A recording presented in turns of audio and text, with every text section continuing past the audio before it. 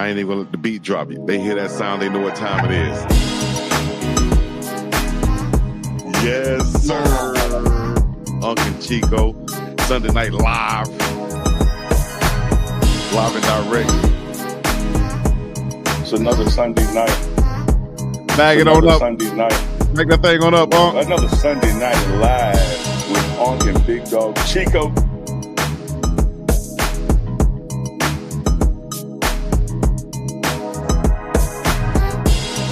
It's another one. It's another one, baby. It's another one.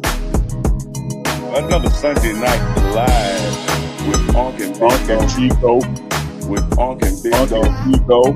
With Unc and Big Dog Chico. So get ready for it. Yeah. Y'all come on in. Start dropping where you from. You know the rules. Just start dropping where you from. Live. Where you're checking in. And Big Dog Chico. Yes, sir. Ladies and gentlemen, boys and girls, children of all ages. I hope my mic is working right because we've been having issues backstage. I'm gonna let you know when it ain't. I'm gonna let you know when it ain't working. Well, for everybody listening there, we appreciate you joining us once again for the coldest show that you can find about Colorado Buffs football anywhere, including Charlotte, North Carolina, in Midland, Texas, in Baton Rouge, Louisiana, in Mobile, Alabama, and everywhere in between, from the Pineapple to the Big Apple. We on your TV screens and your phones and everywhere else, man. Whoever checking in on your iPhones, iPads, iWatches, and everything else, we appreciate you. Put it in the comments right now. Uncle Neely, what's happening? Man, just shout out to our official sponsor of Chico's microphone, Temu. And what we had to go through just 10 minutes ago. So shout out to the Temu mics. Temu, y'all can step it up if you want to with this sponsorship. Here's your chance. Here's your chance. Man, it's all good, Chico, on this end, man. Did you see the movie A Few Good Men? A long time ago. Very, very, yeah. You haven't to remind me of that one. I'm like Santiago over here. I'm leaving tomorrow and I ain't packed a damn thing. Oh, well, hell, you like Santiago, you like Chico too, because hey, I do the same thing. Well, you going back to Jackson? No, we heading out to San Antonio tomorrow. Okay, yeah. We saw the big plane with the Colorado on the side. Coach Prime posted it. Yeah, looking forward to seeing the interior, man. He said it's laid out. You know, all the seats are luxury seats on the whole plane. So, looking forward to that experience tomorrow. And you know, there's going to be daily content from Unc and Chico all week long, all the way through the game. So, you know, bowl games for college are like Super Bowl for the NFL. It's a week worth of festivities. Got a parade, but the parade is actually on the water. All the players will be in a boat, and Miss Peggy and Coach Prime will be on the grandstand. Got coaches' luncheons. Got an outing to SeaWorld. Just a lot of stuff going on this week. But the first things first, we're going there to win. It's a business trip. So in the mornings we have practice before any of that stuff happens. So, man, that's big, man. So down in San Antonio, they sent y'all some of the itinerary and what you guys could be expecting and everything like that. I know the players going to be excited too, because as Coach Prime even hinted to, going to a bowl game, when you get there, you have like on your bed in the hotel room, they have like a big box of stuff like goodies from the sponsors and stuff like that. Whether it's when I went back in the day, our sponsor was Oakley, I think. So we got Oakley shades, Oakley watches, hoodies, sweatsuits, and things like that. A whole bunch of little what you call it, trinkets and swag and stuff like that. Swag bag. Exactly. So the players should be excited about it. I'm sure they have some different technologies in bags these days, you know, with all the stuff that's going on and different sponsors and stuff. So it's going to be something to look forward to there. I'm happy for them. Can't wait to see what they got. And hell, I ain't gonna lie. I hope it's something in my room too. Don't forget about Olo. I think it will be. I think everybody who shows up gets some. Whether you're a red shirt, you're a part of the media, you're coaching, whatever. I think everybody's going to get some. It's kind of like when we had Boog on last week. It's kind of like what he said when he happened to have on all Adidas, and then Shedeur offered him to go to the Nike function, and he showed up with all Adidas on. and they immediately said, "Hey man, come into the dressing room. We'll give you all this Nike stuff. What you wear? What you like? All right, here you go." It's kind of like that same deal. They'll take care of you, when you show up like that. Well, I tell you what, if they don't, it won't be because I ain't asked. Well, they definitely want everybody who show up to because it's marketing. They want everybody. You're a big billboard walking around there. Don't ask. Hey, and then check this out. If I ask and don't get it, I'm from around the way. I'm leaving here with something. We'll leave here with something. Yeah, something I ain't come with. I'm leaving here with something. Charles Barkley says a whole lot of big women down in San Antonio. We're gonna go and find out. Shout out all my big ladies in San Antonio. We got love for you. Charles got a problem with you, I guess. He said he'd be eating them churros like this. Double fisted. Double fisted. It's all right. We got love for you over here on the Uncle Chico show. Hey, big shout out right here, man. I know some people are coming to the Alamo Bowl, and if you don't have your tickets yet, here's one way you can get them. Go to Game Time. Yes, if you don't have a Game Time account, just go to the Game Time app store. Go to the app store, download the Game Time app, create you an account, go look for Colorado Buffaloes games, Alamo Bowl. Use that code BUFFS, and whatever your tickets cost, it just went down $20 because we're gonna take $20 off your first purchase. So all the tickets you can together, minus $20. We want to see y'all there in San Antonio at the Alamo Dome. That's where the San Antonio Spurs used to play back in the day, right? Remember that? Yeah. Man, I already looked it up, man. The Spurs Christmas Day, they playing, I think, in New York. So I was hoping they were gonna have a home game somewhere this week, but they on the road the entire week. Wow. Man, well, you guys saw in the intro Uncle Neely's exclusive footage from practice today, and it was the first practice with a lot of players, new signees, and it was the first one for the main guy, the quarterback who will be taking over the reins from Shedeur Sanders, and that is Julian Lewis, who came in there and got his first practice in, and you were right there to film it. Here's a clip right here. Can you talk us through it? Talk us what you saw at practice today from the young fella. Yeah, from the young fella as well as the other new guys. They were just getting acclimated. Matter of fact, Coach Prime, called them up right before practice to stand on the logo and told them, hey, look, just follow the people in front of you. Don't try to lead today. Learn how we get down. Learn how we move. So play the background and see how these drills go and see how you can fit in. Just take your time and get acclimated to how we roll. So Juju did just that, coming in, talking to Shedeur, pointing things out to him, letting him know, like, hey, this is what we do at this point in practice. This is what we do at that point in practice. So he's gonna feel his way around, man, and get there. I did not see him, favoring that hand any as he walked around or gripped the ball. So it looks like he's in good shape to go, man. I was gonna say, I know a lot of people probably will ask about, his hand. Of course, they're saying he played in the last game with a broken hand. It got out, it got leaked or whatever. But it's showing his toughness and his willingness to be there for his team, no matter what. Even though they came up with the loss, but he's there at practice now. Great advantage for these guys to be at practice at this time, still in December, getting ready for a bowl game. This is some of the stuff that comes along with doing what? Winning and getting there to the postseason, getting there to bowl games. This is coming to some of the fruits of that with some of these, a lot of these new guys being able to show up and get some practice in. How far would you think this will go for Julian and a lot of the other guys that's there already? It's immeasurable because you're going to get from it, what you put in it, and it's just already upper hand just being there. And it ain't just about practice. I mean, just learning your way around the building, getting to know coaches, getting to know your teammates, just finding your way around Bolden and Metro Denver. It just gets you more comfortable than if you were to show up, January 9th when new people report, and then that first team meeting is a couple of days later.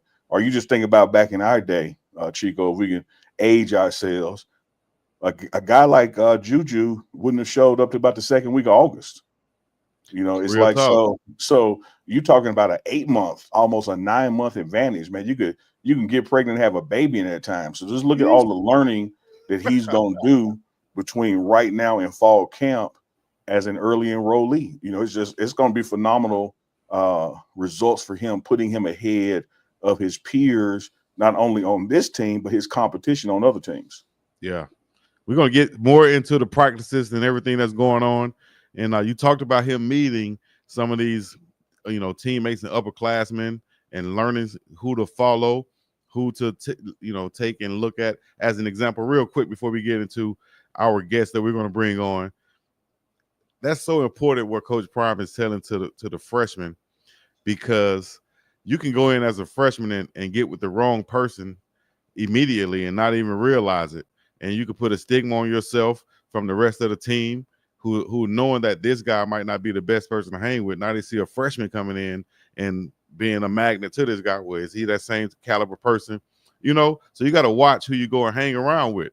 I remember getting in the car with one of the star players one time after the freshman meeting, and I get in his car just thinking I'm going to ride back to the campus, back to the dorm, should I say, which is a 3-minute ride. I jump in with the the senior defensive tackle. This man had everything in his ashtray that you can ask for if you wanted to go to jail. And he already pulled off by the time I jumped up in there and realized it. Yeah. Lord, just like that, my college career could have been over had a policeman pulled up right there. So you got to be careful, man. It was so funny to me because this guy ended up going to the NFL, everything. But just so funny to me how easily and how quickly you can, have your career derailed by making the wrong decision or getting in with the wrong person. Absolutely. It's just that simple. And also what Coach Prime added to that, also what you got to do is get the bad influences out the building. They exist in every organization. They're going to pop up and things are going to rise. So it's on one hand, watch out for it. And then on the other hand, it's incumbent upon us as leadership, to make sure we mitigate that and get those kind of bad influences, so they don't exist at all. Right. Get them up out of there. Yeah. All right. We got a leader we're going to bring on, man. We got a leader. I played before, and I had the Prime parents playing before we came on, and it was with the parents of Shane Coates, and we talked about a multitude of things, a whole bunch of stuff in there, including, when we were talking about dating just a minute ago, Shane mom said he better not bring home anybody less than 5'11", and she wasn't playing. Let's bring on Big Shane Coates. Shane, how you doing, Shane? Good. How y'all doing? My main man, Shane Coates. What's up, Hey man, let me tell the world something that you already know, Shane. I love this young brother right here, man. I remember vividly walking up a hill to Folsom Field, that spring game, and that snowstorm came out of nowhere. And next thing I know, me and Shane Coates is philosophizing. Like he's a real deep thinker, and it goes into everything he does, student of the game, a leader on the team. And Chico, you talked about dating. I heard this, Shane. I don't know if you heard it. We were at the cafeteria one day, and one of the players was doing this kind of quiz to the coaches, like, who on the team would you let your daughter marry? And about 5 coaches in a row said Shane Coates. No, I didn't know that happened. Yeah. That's a huge compliment. You're a good dude, man. You're a good dude. I'll take it. I appreciate that. I appreciate the love, man. Talk to us, Shane. How's it going, man? How you been? Good, man. I can't complain. I mean, like I said, practice day was good, exciting. Had all the freshmen there, just came from high school today. So it was good to see them out there, get their first plays, get the jitters out today. And like you guys kind of said earlier with Juju and him, and just pretend all the freshmen, just like how important it is to get in early and kind of get that experience. Not only getting out there, getting those reps, but getting around the coaches, getting around the players, getting around the team, facility, and Boulder in general, kind of get a feel for everything. Right. You were back at Dartmouth when your freshman day happened like that, but what's going through their mind, man? A little jittery, a little wide eyes open. Like what's the vibe? I think from our group, I say definitely a little jittery. Jittery, a little wide-eyed. I mean, they played well today, though. I'll say that. They played D-line, the DNs, they all played well today, D tackles. They played well. Everybody had, a little burst, a little showing.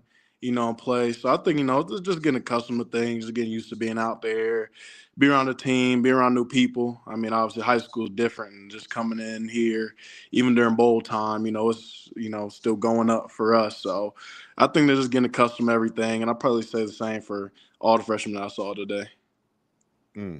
There's a question right there from Erica said, which freshman stuck out today? God, coming to mind, and I'm still learning everybody's names, but Alex McPherson, we're 98 Defensive today. end. Defensive end. He stuck out today. God, I'm forgetting who were 94 today. D tackle, I'm forgetting his name, man. But yeah, I can see him too. But But those two stuck out to me. So I'm still trying to learn everybody's names, get to know everybody. But everybody had a good day, honestly, for your first day out there, first day in college, going up against 20-some-year-olds. So I think everybody looked good, man. I will say that. Yeah, I was laying in the cut, man. I sit back there between the coaches and the O-line, and 98 walked in and was trying to pick his seat. And it's just like any other rule. Every seat he picked was wrong at first, and somebody's coming like, "No, that's me, dog." So he politely kept moving until he found one that nobody else had. Yeah. Look at those 98 coming here getting freshman eyes. Like, no, man, you can't say that, man. That's me, dog. Man, Shane, talk to me about playing for Coach Warren Sapp and Coach Damian Lewis and Vincent Dancy on that defensive line. How have that change been this year with bringing them ahead and having them, former players, former first-round picks and such, and Coach Dancy, a former head coach? Talk to me about the change on the defensive line and how has it been working under them? I mean, it's been great, man. I think you can see that from just the D-line's production as a whole, and then also say just like having those three in the room. And I think the biggest thing that I appreciate is just how well they all mesh together. Just how close they are and how close our D-line room is as a whole. I think that's been one of the biggest things that's helped us out this season. Obviously being in the facility, doing every day in and day out. But I think the things outside, hanging out together, going getting food together, I think that's helped us a lot.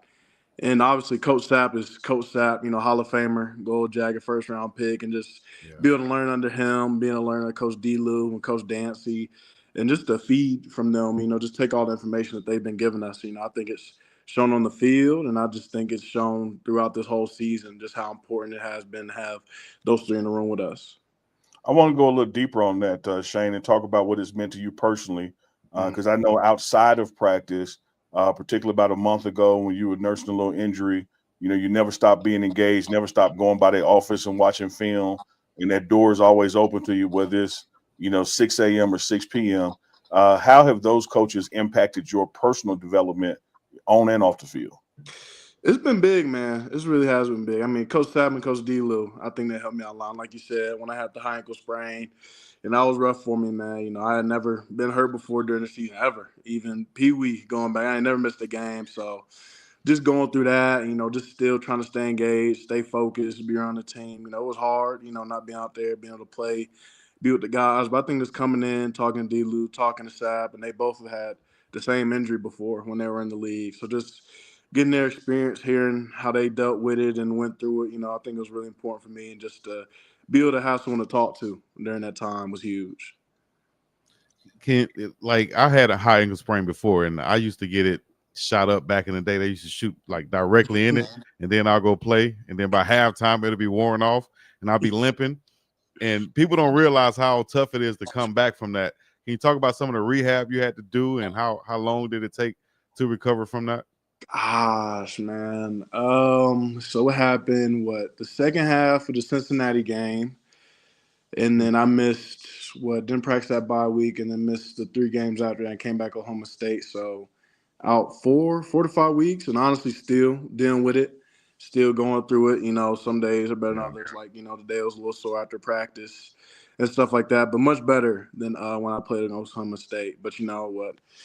Right after that Cincinnati game, got the PRP shot, so that helped out a lot with recovery and then just a lot of rehab. I think the biggest thing, the hardest thing was be able to do a single leg calf raise. That was because it just feels, I don't know, it's hard to explain. It kind of feels like it's heavy, right? Like you just can't like lift it up. Like you just can't lift your body up with your legs. So Yeah. doing that, and then obviously not being able to step on it for a period of time right after the game, not even be able to walk on it, be on crutches and on the scooter, that just whole progression, it was rough. So say rehab was long, but we have a great training staff there, and just being able to lean on them, help me out, going through the hydro works in the water to the treadmill with the air, and then back on field, and just really just keep it focused on it, doing rehab, ice, water, heat, everything you can imagine. So, but it's good to be back now. Yeah, absolutely. Your presence was missed, and your return is much felt. Although I got to say, part of that return was there because you never stopped coming around while you were rehabbing. You became an extension, of the coach on the sidelines and in practice. You touched on it a second ago, Shane. Talk about that mental toughness that you had to break through, to just be out and watching for the first time, and and what it takes to not get down in that process, but still hit it head on. It's rough, man. Like just being honest, just going through it. Like I said, like I always had some hurts, pull something, do something like that, but never enough to miss a game, let alone 3 games before. So, it was hard for sure, going in the lift and just come back out to practice to watch the guys and being around, and when they travel, not being able to be on the road with them, just watching from home. I think just watching them out there, I think just hurt the most, just not being out there to be with them, not being able to play with the guys, especially D-line, and just how close we are. I think that's what I missed the whole time. But I mean, from that point, like I said, like it's just people you talk to. Like I talked to you a few times, guys talking to D-Lou, Coach Sapp, and just, just being on the rely on the people around you. Because in times like that, I mean, I don't think it's, it's hard on anybody not being out there, not being able to play the game that you love. So you need people to talk to, need people to get your mind off of a little bit, but still be around it also. Like I don't think, when you're hurt, just staying away from the team, doing a thing, like I don't think that helps at all. You want to be around everybody, still be out there, still be able to help any way you can, at least, even though you aren't able to play. And I think Big Dog might have missed that. You said you talked to who? Yeah. See, big dog, he be tripping. He get amnesia, like he don't hear stuff and can't remember. Man.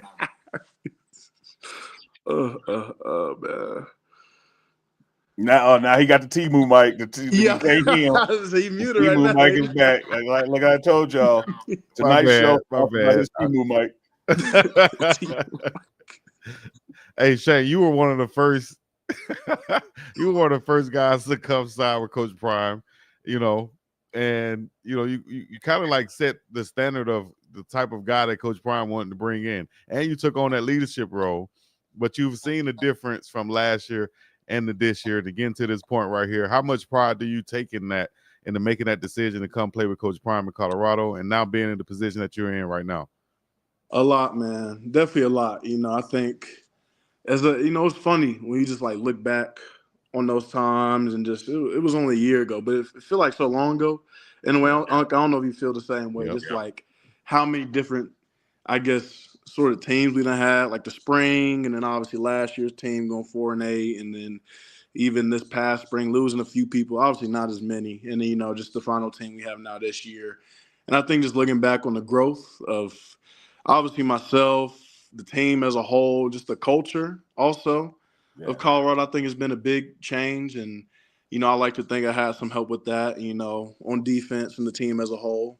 But I think, this has been a group effort. I want to say obviously Cam, Levante, so many people that helped change this thing around and just made it what it is, and hopefully go even farther than what it's already right now. And I think just thinking back to those times and all the frustration and all the speeches and all the anger, just to see where we are now. I think all that effort we put in, it means something. And I'm excited to see where they're going from here, past us, with other players, and obviously the freshmen coming in now, being the new age of this thing. Yeah, I agree with that, man. Like each year has felt like 3 seasons in a year. So it literally feels like I've been with you about 6 years. Yeah. It's only been 2 calendar years, but you go through so much in a year. With spring conditioning, summer 1, summer 2, then fall camp feels like its own season, then the season itself. Chico, let me tell you this, and tell over thousands out there watching on both channels. I really didn't know, this is why you got to be patient and let God work. Because on day 1, you couldn't have told me and Shane Coates was going to be tight. you couldn't have told me that Shane Coates was even going to be here because Coach Prime got up and we were giving out numbers. And he told the group which numbers that they can't get. And he happened to call on a guy on the defensive line section first. He said, hey, you, what number you want? And the first number this dude said is a number he said you can't get. I said, man, we done lost one already. No. But then he turned, Coach didn't kick him out. You know, he chastised him a little bit, but he turned out to be one of the greatest leaders on the team, man. But that first 90 seconds, Shane Coates, what was going through your head, man? Man, I'm glad you give me the stage to go over this. So many people done talked to me about this, man, but I'm glad I get to explain it. So obviously that day, I forget, it was like after practice, before practice, something like that. He going through the numbers you can't get. 1, you know, you gotta be him. 2, 2's for 2, Shedeur. And he said no zero. Nobody's getting 0. Yeah, and then nobody's getting 0. he went out his way. Let me interrupt you, Shane. He went out his way and said there will absolutely be no zeros or no double zeros. That ain't happening on this team. And he said also, because 0, why would you want 0, dog? 0 mean you're nothing. Why would you want 0, dog? And see, the thing is, I think didn't you wear that number at Dartmouth? All right. Yeah. I think you might have explained this a little bit before, but make sure here's your platform to let everybody know what happened. Yeah, so he going through the whole horror deal, right? And the whole explanation, 0 mean nothing. Why would you want to wear 0? And I was like you said, Chico, like I had wore 0 at Dartmouth beforehand for 3 seasons then? We didn't play sophomore year, but junior year and senior year. So that was a number I had on my head. That's the number that I wanted. You know, I know that he said that, but you know, man, my people, my grandma, my grandfather, my dad, squeak wheel get the oil, closed mouth don't get fed. So end of the day, I know he said it, but I already had a number in my mind. And you know how he point out people during the meeting and stuff. You don't know who's gonna get called on. So I was already thinking of 0, and when he called on me, like I wasn't about to start stuttering, trying to find a different number to say. So I just said 0. Shoot, the worst he can say is no at the end of the day. Right. So I'm gonna take the no, and you know, it all worked out. It all worked out, nephew. But let me tell you this: the worst almost happened. Yeah. The worst almost happened. If he didn't know his background, the meeting saved you, but it almost happened. If he didn't know his background, man, if you came from somewhere else, you probably would be like, oh, you know what, you got a pattern or doing something like that. Yeah, you finna be on that same train as everybody else that got that spring, huh? No, didn't I just say can't nobody have 0? Oh my! What kind of fool was that here and still say 0 after I said ain't gonna be no 0? And Bucky did a good job because he didn't show the person who's asked. I cut my camera off. I cut my camera off. I appreciate you. I appreciate it. Ain't no need showing this dude because he's gonna be gone anyway. All right, but you end up getting 99. Yeah. All right. That's like a legendary number on the defensive line for a lot of reasons. Why did you end up going 99? Honestly, to be completely honest with you, I really didn't know what other number to go with during that time. So how it worked, I guess some people they don't know how it worked that first spring guy. We had to earn our numbers way back when. We just didn't come in and get them. So going through that spring, kept having good practices, had a really good practice, obviously being consistent with it. Had a good practice. It was like, okay, like, you know, yeah, we'll just choose a number now. And I was like, I really don't know, like, what number I want right now. You know, I wore 56 in high school, didn't want to wear 56, obviously, the whole 0 situation. So then I think at the end of the day, I was like, you know what, let me just find something. So at the time, you know, Coach Nick, Coach Sal, and Coach Kel, I was like, what number y'all think I should get? And they was like, go with 99. You know, it's a good number, you know, great D-line number. I was like, okay, like, I'm going to wear it, you know, and then just had to be the new me here. So that's the story of it. Wore 99 ever since. Shout out to TWB. TWB said it's the furthest from 0. LOL. Like you were trying to run from that fiasco. Give me 99. But I will, you know, shout out to you for having the personality and the perseverance to get through that moment. You know, because throughout your time in Colorado, and I'm not talking about just you, I mean anybody, throughout anybody's time in Colorado, you could be on the staff or player, you're going to have that moment with Coach Prime where something goes awry. And you just have to, you got to be able to stand in that fire and get through it. And so because you didn't fold, it really helped you a lot. But that was one of the days that I just remember. So I was like, man, who is it? I got to get to know this dude. Like this. Man, as we look toward this bowl game, man, we're getting out of here tomorrow, headed to San Antonio. We play next Saturday. Finally get this matchup that we didn't get in the regular season against BYU. They were riding high. We were riding high. What are your expectations, of going up against them? And, what do you expect out of yourself in the D-line? Man, obviously, good BYU team. I mean, they made it here, I think, record 10-2. I think they won the regular season. So good team on film, multiple team, pass, run, all the shebang. But, I think I'm just excited, man, just to see everybody play.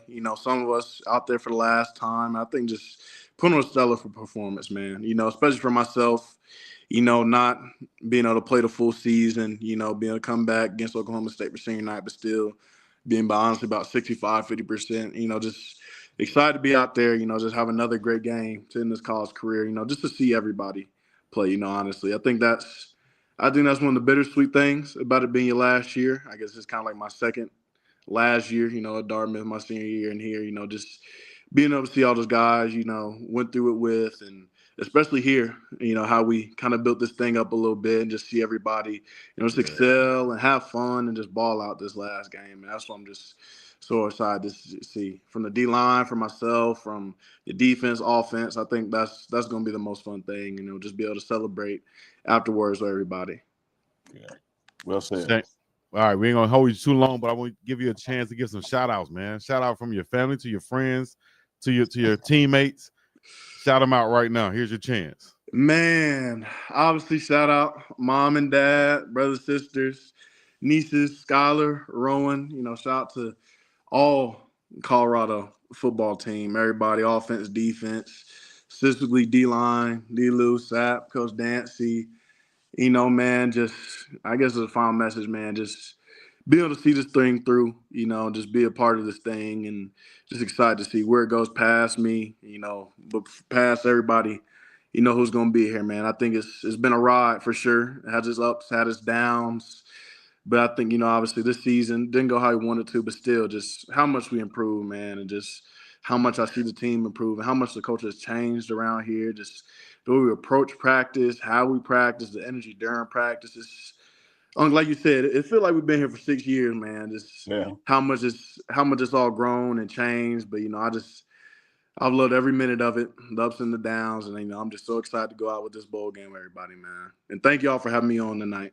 Oh no, you got one more thing before you got to go. We got one more thing before you get out of here. Okay. You and I have always sparred intellectually, and I see my man attorney Hal Dawkins is in the chat, and he and I do the same thing when we go at each other, quoting Julius Caesar and other Shakespeare works. I want you to break down the discussion you and I had about rolling the boulder up the hill. Talk about the process. Oh, man. So, comes from the Sisyphus.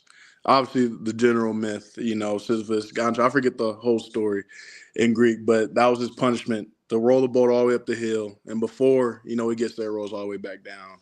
And it comes from Albert Camus, a philosopher, basically talking about existentialism and the meaning of life. Basically how I guess life is, we roll the boulder up the hill and then it falls down. But in that brief moment that we're at the top of the hill, we see the sun. Like, we can enjoy that in a sense, right? Like, we can appreciate that sunlight. We can appreciate that accomplishment. Basically going to say that life inherently has no meaning in and of itself, right? But the little things that we do, the things that we do in life to make that meaning for it. So it's rolling that boat up the hill, being able to appreciate that second of relief and enjoyment before it rolls back down. That's where the meaning of life comes from. That's where it all is. It's not in some inherent grand spectrum of things, but it's in those little moments, in those activities, in those goals that we accomplish where our meaning in life, it will be fulfilled. My man, Shane, Brainiac, Coach. I love it, brother. Love you. One thing I also want to say to you as you get out of here, I appreciate the 2 years I've been with you and you being coachable as it relates to my role on the team. We have never left each other without you saying thank you for that information, without you embracing that information, without you even trying to implement the changes that we discussed. You're a very coachable player. You're a great player with a great and bright future. Looking forward to seeing what you accomplish in football beyond this, man. Man, appreciate you, Chico. And like you said, hey, new edition. We new edition right now. 100%. But hold on, real quick plug, and so I can show this on the screen so everybody can know. Y'all can go check out Shane's parents right here. What you see what you felt when you saw these two right here, your mom and your dad on Prime Parents? Man, just love to see them, man. I love my people, man. I love my dad, I love my mom, man. And that was a great video too. I enjoyed it, man.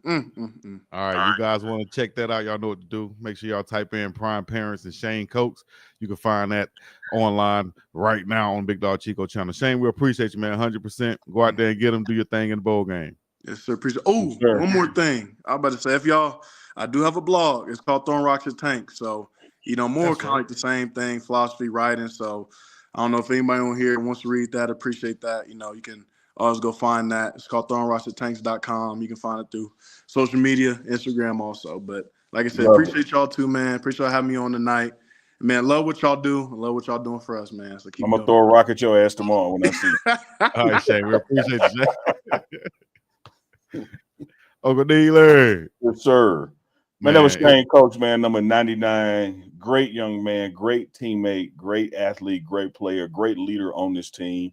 Looking forward to him getting to San Antonio and not only helping propel the Buffs to a win, but for him to individually have a great game as well. As his last time suiting up for Colorado Buffaloes under Coach Prime. Played his undergrad at Dartmouth, Ivy League transfer here, and now has played 2 years as a grad student, man. Nicest, nastiest guy Like, I mean, all the brains and intellect you would have in a professor, but would get down in them trenches and get dirty with the best of them. Nicest, nastiest guy. I like that right there. Shane, make sure you get in the chat and put your link in the chat, Shane, so that everybody can go to that vlog and support that blog and support him. We're gonna move on. Unc, what we got next? What we got next? Yeah. What we got next? You tell me. You be looking at the back room, not me. You tell me. You tell me it's coming on Monday with Uncle Neely and Philip Dukes. Well, we got Miss Arley coming up with the Arley Wood. Also, we have before the coach coming up with Bishop coming on with the Professor Chuck Bishop. Yeah. Let's see what we're going to talk about right now. Let's go ahead and get into this. Let's see about what's going on in the entertainment world. That's what I want to do right now. You want to go there first, Unc? Let's go to the entertainment world. Let's be entertained one time. And here. Oh, hell. A damn elf. Joy to the world. The Lord has come. Yay! Merry holidays to you guys. I got my red glasses. I'm the elf on the shelf. You do that joy again, your DM's gonna be blowing up. Joy to the world. I don't think they're looking at the word joy. Can't nobody see nothing but joy. Okay. And my jingle your bells. Hey, y'all put a joy in the chat out there. All my people in the chat, let me hear you say joy. Yeah, if you're happy, you clap your hands. Can we get a joy? If anybody can have a joy like that woman back there, yes, like God gave her back there. Say joy. Joy. Hey, Chico, every time we do a show, somehow Coming to America come up. What is that about? The greatest movie of all time. That's why. It is a good one. Did y'all like the second one? I did. Yeah, I liked it, but it wasn't. Yeah. The funniest part was the first one. The funniest part was Rick Ross and Rick Ross cameo. Yeah, Rick Ross cameo, that was funny. Johnny B said them bells jingling, okay? King David Cartel said, "Yes, Lord." Hey, King David Cartel. So said they jiggling, baby. Go ahead, baby. They're jingling, baby. Go ahead, baby. It's just I love the holidays, so I'm all for the harassment. Joy, amen. All right, let's go. Let's stop playing with the Lord. Y'all, it's so much out there happening in the entertainment world, and it's just happening. First of all, I want to say I'm probably somewhere giggling with Janet Jackson. I'm not sure if y'all saw if one of the things is happening. she might not even be paying attention. But Justin Timberlake the other day was at a concert in Nashville, and he had his bulge showing by accident. His bulb showing. What is that? bulge. No, Like he had no, on some kind of harness. I didn't see that. I Y'all wouldn't have busy seen it if working on. Y'all busy working on football. It's my job to kind of tell you what to go. Chico about to find it. Big dog Chico about to find it. He's gonna show the whole I world. wasn't even looking for it. Go ahead. Go ahead. What is it? If this grown ass man type in Justin Bulge. That's what I'm saying. Why would I type that in? Like You gotta give me something else. Because it you don't is want that in like his search engine history. That ain't even registered in my head to type it in to find it. So, right. Well, y'all said it. Really, the whole thing is it's like a vindication for Janet Jackson. You know, back in February 1st, was it February 4th, when the Super Bowl happened and she and Justin Timberlake did their show on stage. Remember they called it Nipplegate, they called it Janet Gate. Men were happy. Now, let's be clear. There were a lot of men like, yes, that 9/16 of a second where we got to see one of Janet Jackson's body parts. But it ended up making the FCC come down on her. She was like, Viacom kept her from doing stuff. She was kind of ousted for a while. She was blacklisted. Well, the other night at Janet and Justin Timberlake's concert in Nashville, he was, yes, poor Janet, and it was messed up because it wasn't her fault. He's the one who pulled it back. I have you naked by the end of this song, and he pulls this little, supposed to be a thing, and she's supposed to go, oh, but it really did have a oh moment. And so they blamed it on her. Y'all know how everything went. See the face she's making, like, oh, that wasn't what was supposed to happen. Well, the other night in Nashville, Justin is up on this harness and he's like floating through the crowd or whatever, but he has, apparently his shirt is shorter and his pants, the bulge like kind of like amplified what packaging he has. And so it's been like all over social media. So his next concert in Kansas City, he had on a much, much longer shirt. Somebody was like, they ain't tell him he was going to be showing the imprint of his body parts when they were practicing this at all the other places. Uncle Neely, you want to tell her or you want me to tell her? You go ahead, dog. I don't want to discuss no package. Yeah, I'm doing this for Janet. This is for Janet and all the ladies out there. Okay. Yeah. So this is to Justin Timberlake. In respects to Janet, go ahead. Respect, all big ups to Janet. Bloop, bloop, bloop, bloop. Get it, Janet. They say Janet probably somewhere. Well, like, again, I didn't see this, and I appreciate Chico not pulling it up. Like, did it fall out or was it just a print? Like, what was? It was just the print, and it's just everybody has comments on the print itself. While Janice was like, oh, we saw it. There's all like, oh man, and somebody said, Brittany, we see why you left. Like it's, the comments. It was an unimpressive print. Mm-hmm. So in other words, he was a shrimp deck, as my friends used to say in high school. It was cold in the building. He was a needle deck. It was cold in the building. So shout out to Janet. There's a little vindication there, and that's going to be probably the talk of the town for a while. Hey, Eskimo deck. Oh my bad. Yeah, it was foul. The aftermath, how she got punished and he didn't. When it was a joint show. And he was the one who ripped it off. Yeah. But that's black and white for you in America. That is. I just didn't know where you were going with that, so I was like, hold on now. Wait. Of course, I don't want two very fine gentlemen with their own body parts to be looking at other people's body parts. I was really doing this for Janet and all the women out there who were like, hold up, how we get in trouble and he did it to us. So shouts out. Of course, he's not gonna get in trouble. It was a private concert. All that was caught. It wasn't like an FCC moment. All that stuff happened. That's the reason why we have like the 5-second delay, I think, in live now, so they can catch little stuff like that. So from her incident or that nipple gate, whatever gate they want to call it, a lot of things did happen. But one of the things that didn't was Justin Timberlake didn't get in no trouble. So now he just is getting, So he getting his just do it off on a the unimpressive print. There you go. I got you. Okay, I got you. All right. Yeah, his bells weren't big enough to jingle, is what you were saying. He wasn't jingling no bells. Okay, all right. I caught up now. You know me a long time. I'm 6 years old. You gotta take me slow. Right, I got it. You gotta walk me through this. Like, where we going? Bells won't be jingling. Okay. He won't be jingling, baby. Yes. Hey, Sunshine State. My face had me crying too because I ain't know where she was headed with this. I was like, this ain't entertainment. What is we Right. talking about? Yeah, this is It like made Chico put his glass. He was like, "Oh, let me just sit over here for a little Tammy while." Washington said, okay, y'all got, put it back up, Chico. She said, okay, y'all got zero filter with this nonsense, and I'm here for it. Hey, Tammy, let me tell you something. I loves me some foolishness. Like, It's beginning to look a lot like Christmas. Yeah, that's what's happening. So next up, I know y'all are probably not well versed in, but most of our listeners are. Jay-Z is coming street fight and legal fight against Tony Busby, who is coming after him with the Jane Doe and her story that is not sizing and adding up. And so it's a lot of fighting happening in the mix of, so I know for everybody out there who might not be up to date on this, some weeks ago, Jay-Z was an accuser came forward and said when she was 13 years old, Jay-Z, along with Diddy, raped her at 13 at an after MTV party, and that she's now coming forward. They let her not have to actually. Most other accusers had to come with her actual name. She was allowed to stay as Jane Doe. Well, she does an NBC show, and there are holes in her story. And they're asking like, "Hey, well, what about the holes in your story?" One was she had a conversation with the brothers from Good Charlotte. They were like, we were at a concert in the Midwest, didn't happen.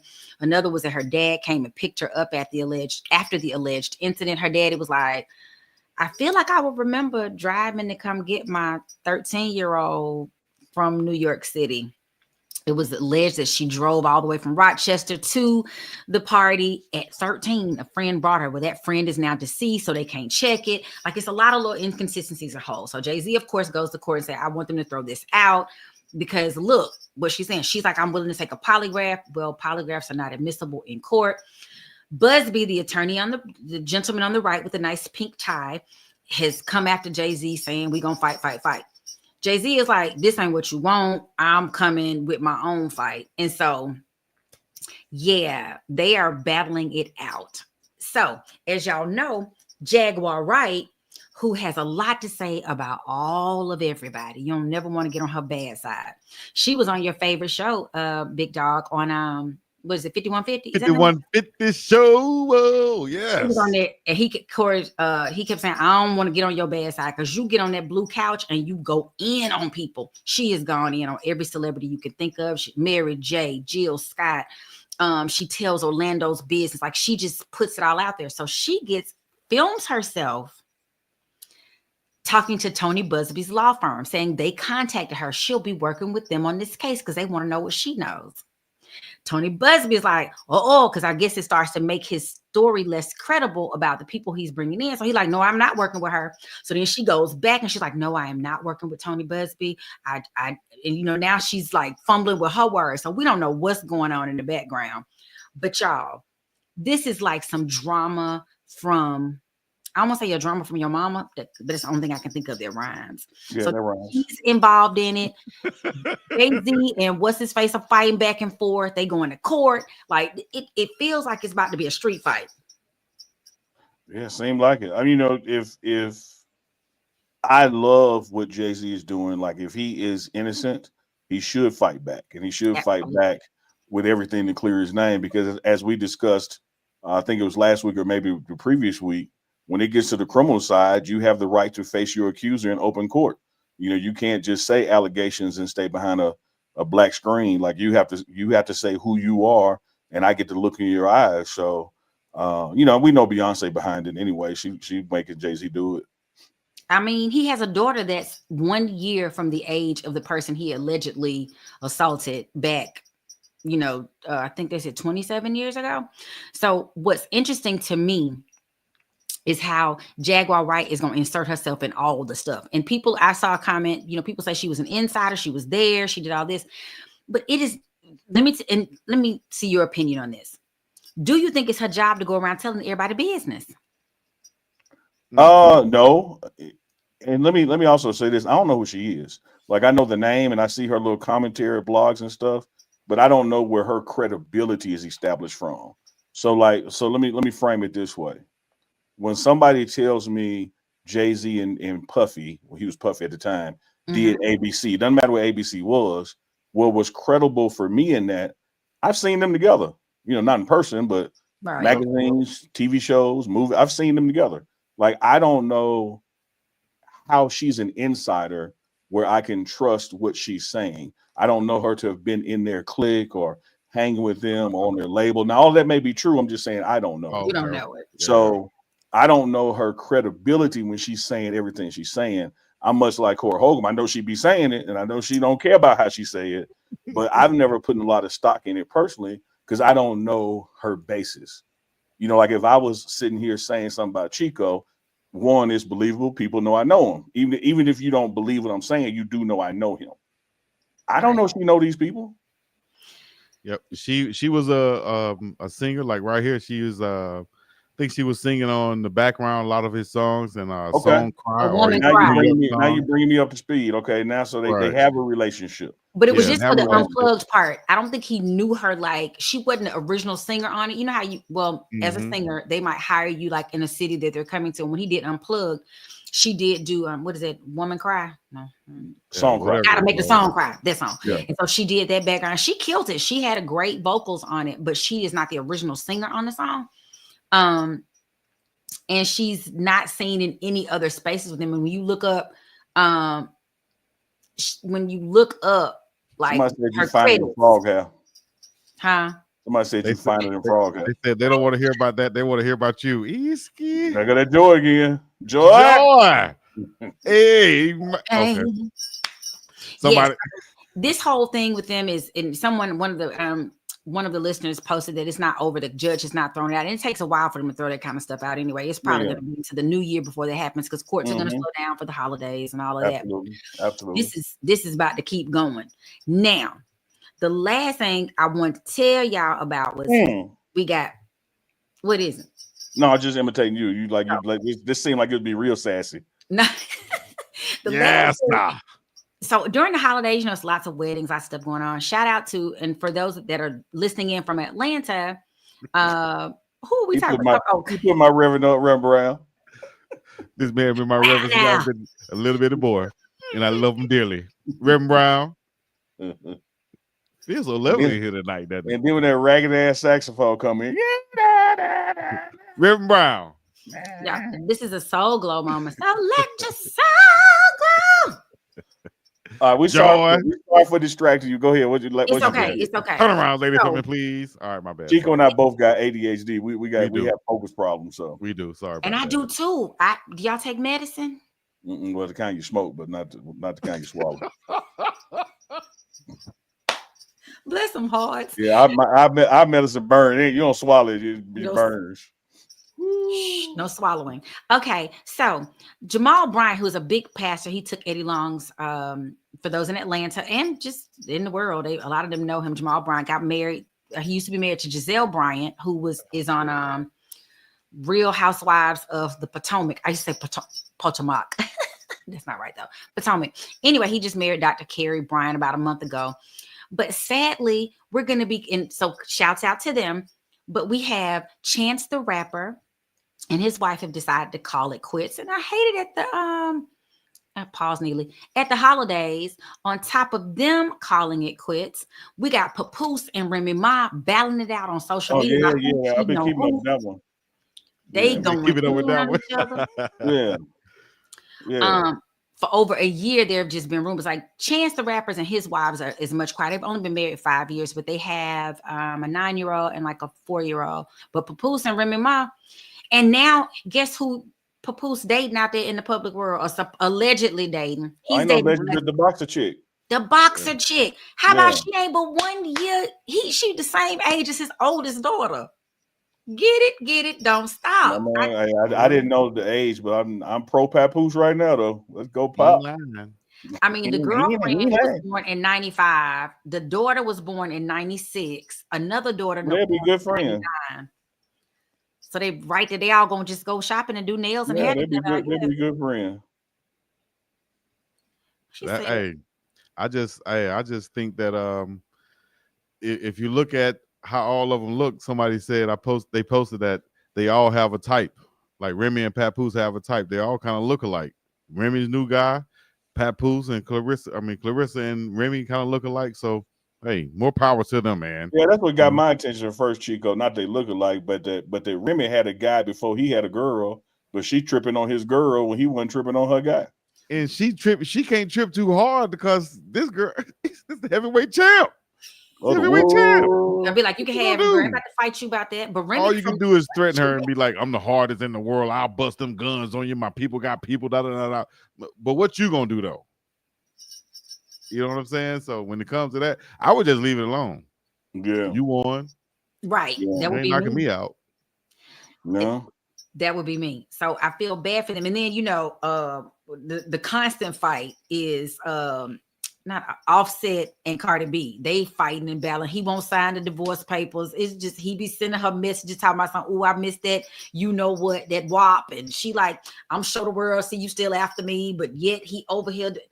But they got the craziest fight. They're gonna be bad. Let me say this to the guys out there, particularly, but just to the ladies too. Okay, we're listening. Once somebody show you that they will screenshot your message and post it, you should just know they're gonna do it again. Like, so, like you need to find another way to communicate with them because you know they're gonna do it again. They've shown you they'll do it. So like when I see them go at it and she posting the screenshots, I'm like, did he think she was not gonna do it no more? Like, call and leave a voicemail. Like, send something via FedEx, unsigned. Right. Don't meet me at the house when you come over here with the kids and let's talk about it. Because I'm not about to put that out there. She has shown him who she really is, and he and vice versa. Say so the gent. You just like Craig girlfriend on Friday, because I want to challenge all y'all.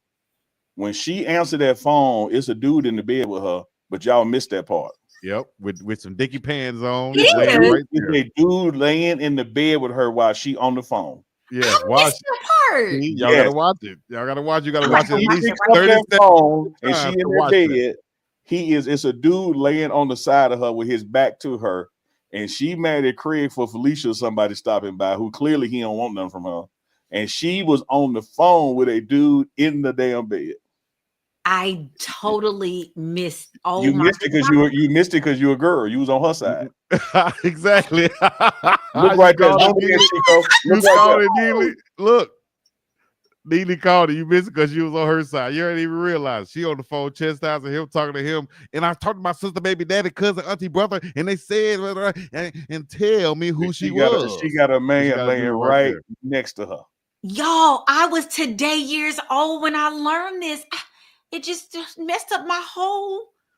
It just blew my whole brain. Because you was sitting up. That's right. Tell his ass. Tell his ass. No, I really wasn't. I never really liked her. I didn't like her as a character. I thought she was rude and all that. But I thought that. You want me to put you on? You want me to put you on another one that you missed?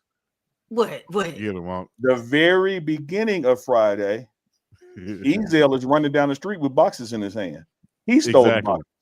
He stole the boxes that Craig got fired for. The very opening minutes, Ezel is running down the street carrying boxes. He stole the boxes. Ezel, may he rest in heaven. May he rest in real heaven. Oh man. Okay, now you about to show me. Look. The boxes. The boxes. Somebody did. What the hell you stealing boxes for? Craig didn't steal the boxes. Ezel stole the boxes. Said they got me on camera. Fired me on the spot. They had Ezel on camera. I never, and now that's like an ode to all black people. Look how you looking back. Go back to Chico. Right there. Look how you looking back.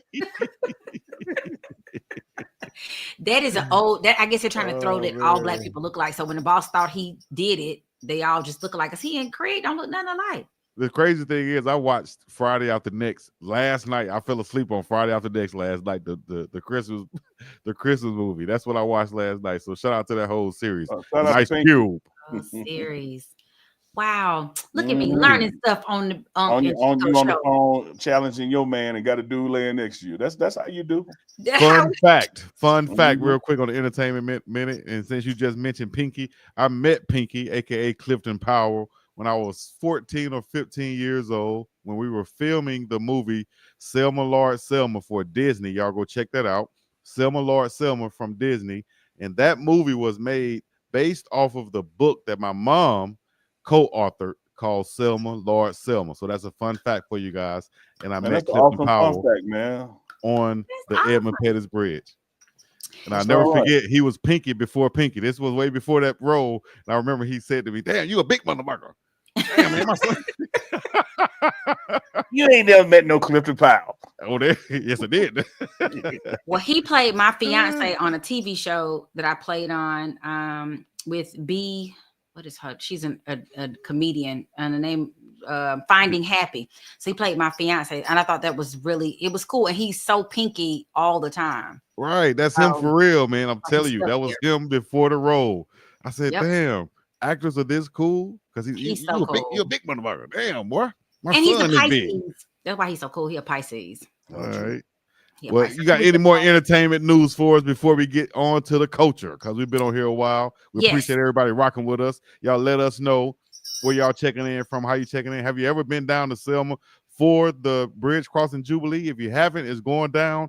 I think it's the first week of March, if I'm not mistaken. Y'all get down into Selma and celebrate your culture. Yes. You And what's feel your me? mama's name so we can go check out the book? During that time, it Anonymous. was Rachel. Anonymous. She be wanting to be anonymous. She had a chance to go to Oprah back in the day, and I'll never forget her turning down that opportunity. I said, "Damn, why you ain't go to Oprah?" Oprah? So I don't want to be on TV like that. But her name is on the book credited as Rachel Nelson, co-authored by Cheyenne Webb. Selma, Lord Selma. Y'all check it out if you can. Shout out to your mommy. Yay, mommy. Yes, indeed. And also, before you get out of here, we always put it on the screen, but people sometimes don't read as much as they listen. Let them know where to find you at Arleywood. I am at either Welcome to Arleywood or my name, Arley Michelle. You type it in, you're going to find me because it's only one of me, baby. The world can do two. So check me out. Merry Christmas to everybody. Merry Christmas. And to all a good night. Hey, and one more thing before you get out of here, give us a little more joy. There you go, Uncle Diddy. Boy, if we're not go. kin, I don't know what we are. I'm going to ask for Joy. it, baby.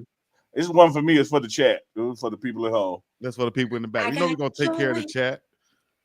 Thank you, Ms. Arley. Once again, joy. Amen. We got something for the culture, don't we, Uncle Neely?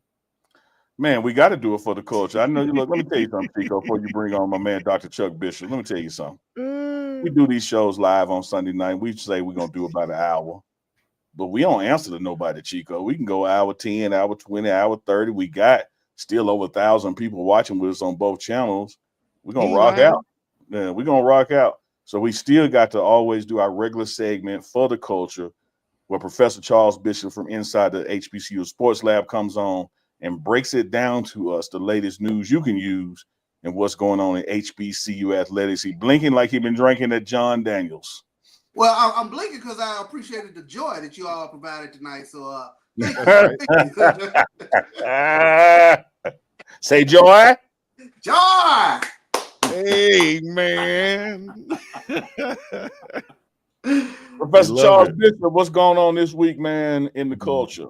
Do it for Man, the a lot of stuff. I mean, obviously we've had some coaching hires. We'll get to that, but we'll start first and foremost with Black College Hall of Fame. They announced their class of 2025. So I'm gonna throw some names out here at you guys in terms of these guys going into the Black College Hall of Fame.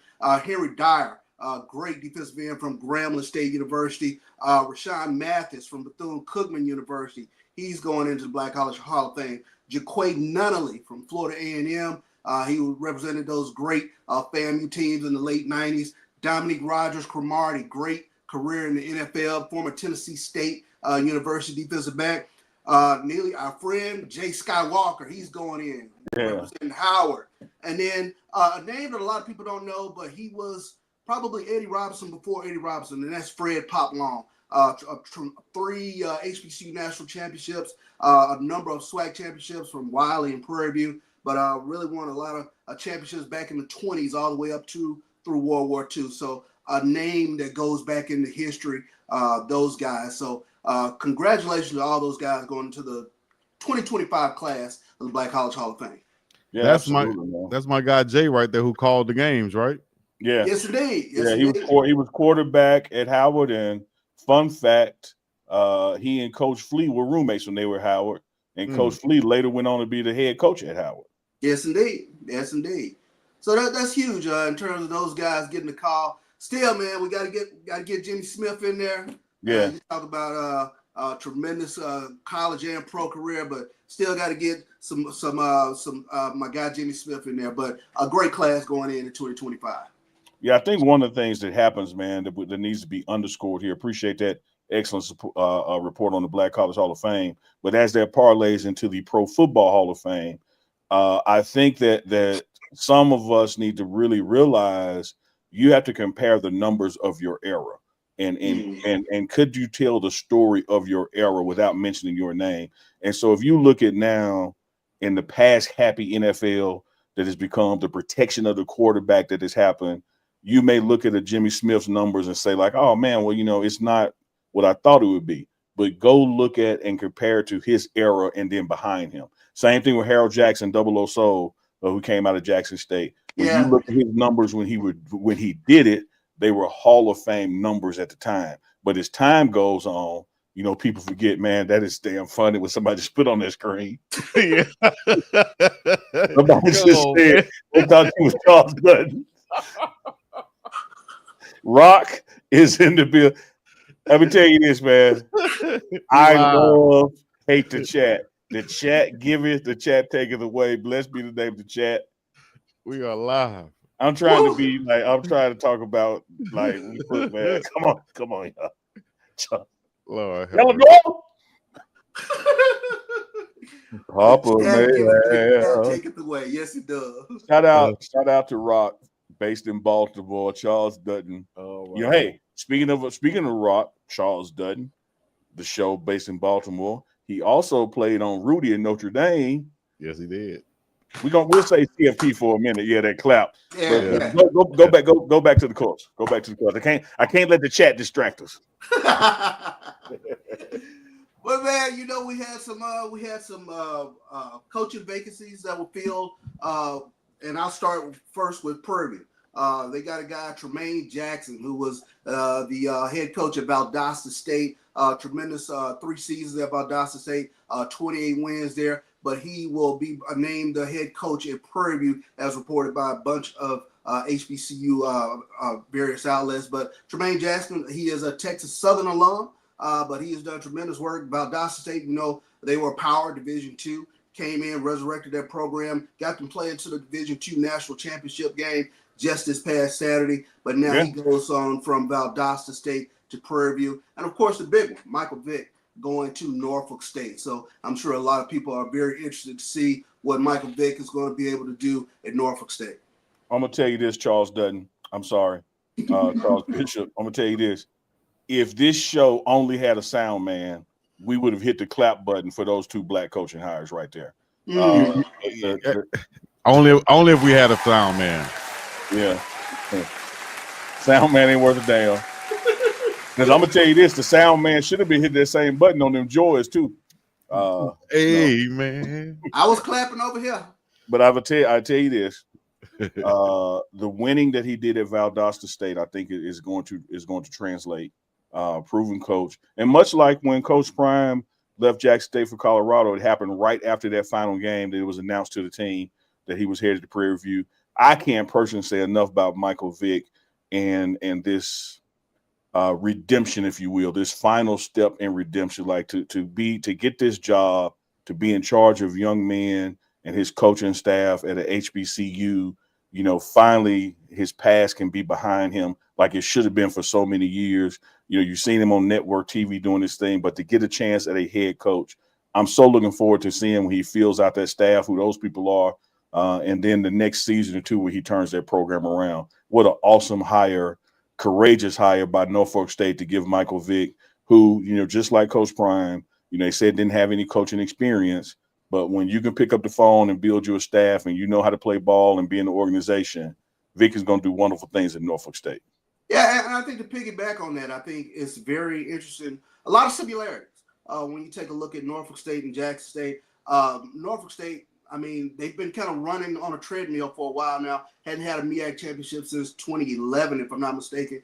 And, of course, Jackson State, they had a period of time for a good 7 years, 2013 to 2020, where they were just running in mud, and things really turned when Coach Prime was able to come to Jackson State and really return Jackson State to what it once was, and you start to get that swagger back in the program. It'd be very interesting to see what Michael Vick is able to do at Norfolk State. But one thing about it, he knows the area. I think that's one of the big things. And just from the standpoint of what do you have to lose? I mean, I think they've tried to do it in a certain manner, the conventional way. You've gotten a hot offensive coordinator that became head coach.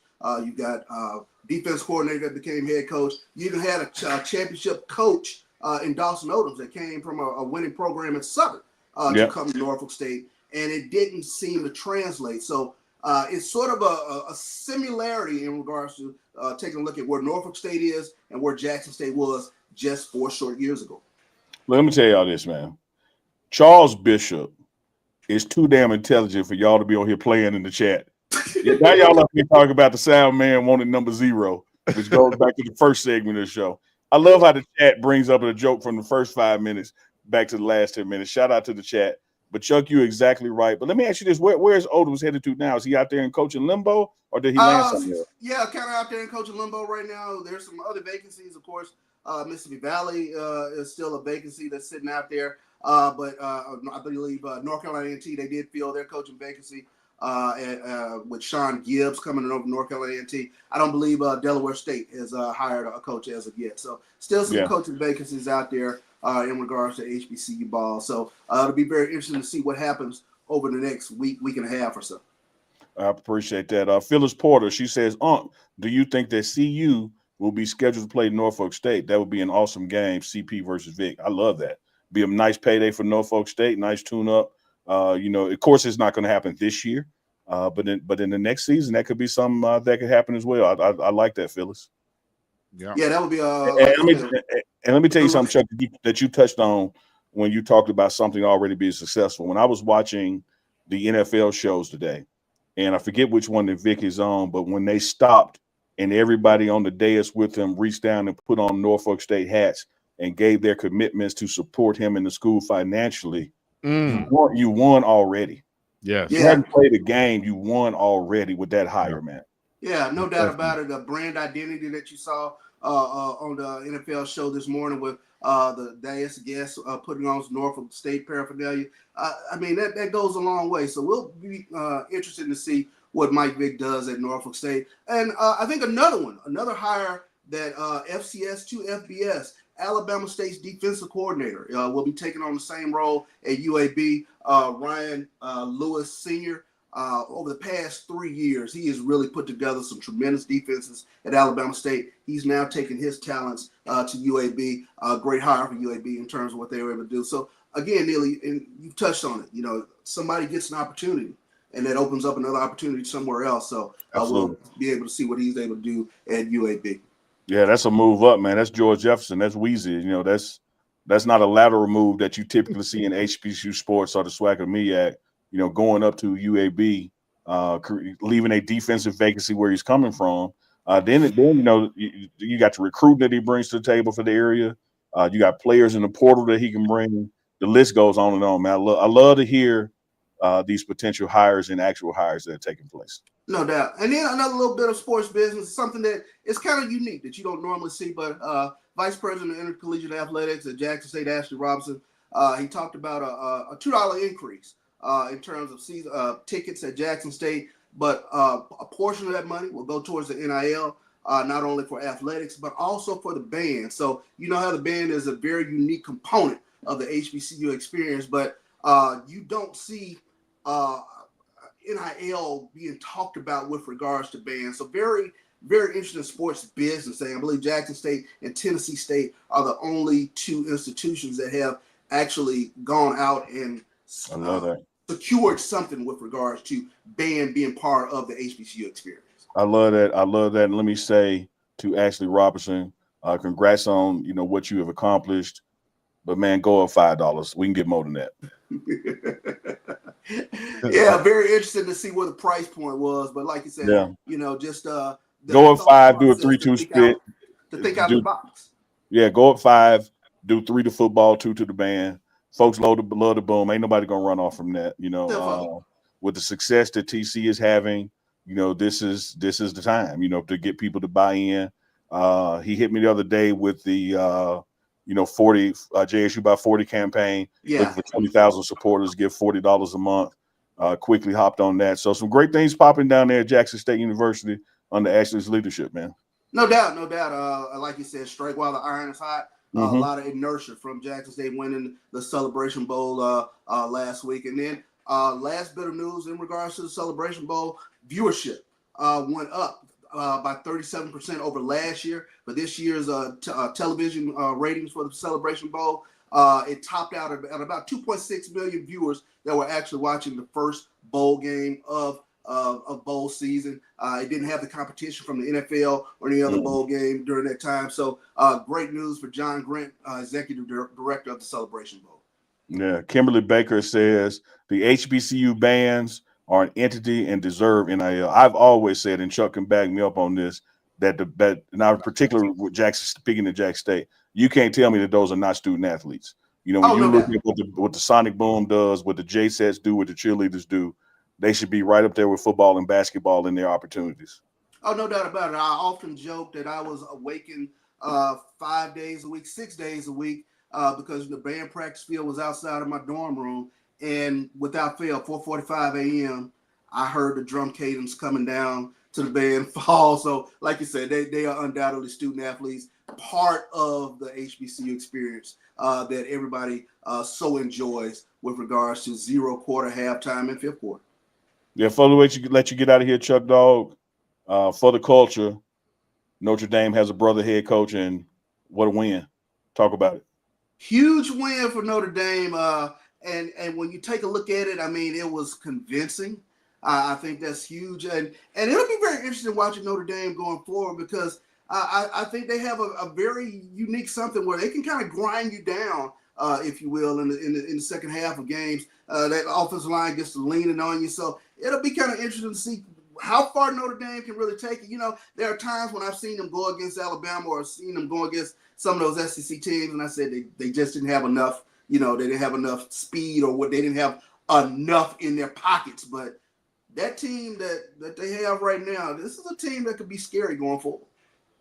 I love it. I love it. Chico, you got anything for Chuck before we get out of here other than Charles Dutton? Man, I want to just salute, man. Great rundown right there. We appreciate you coming in like that. And great news. And we're looking forward to everything going on out there. I think Michael Vick, as being that headline of news, is something great.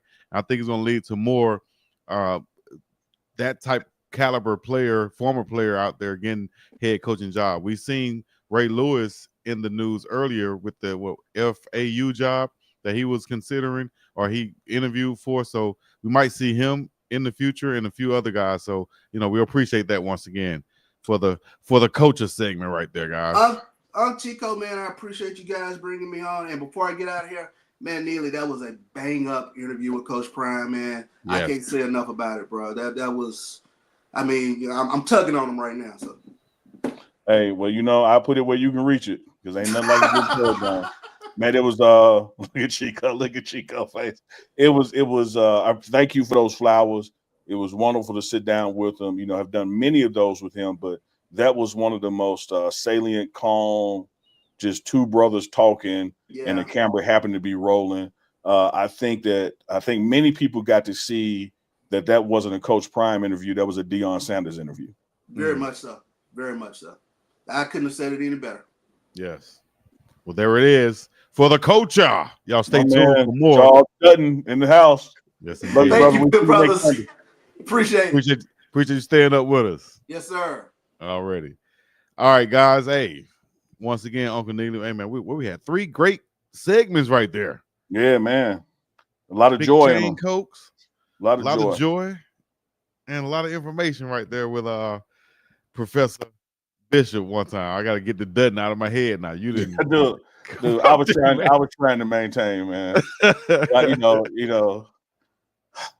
I'm talking and reading. I'm trying to stay ahead with the chat.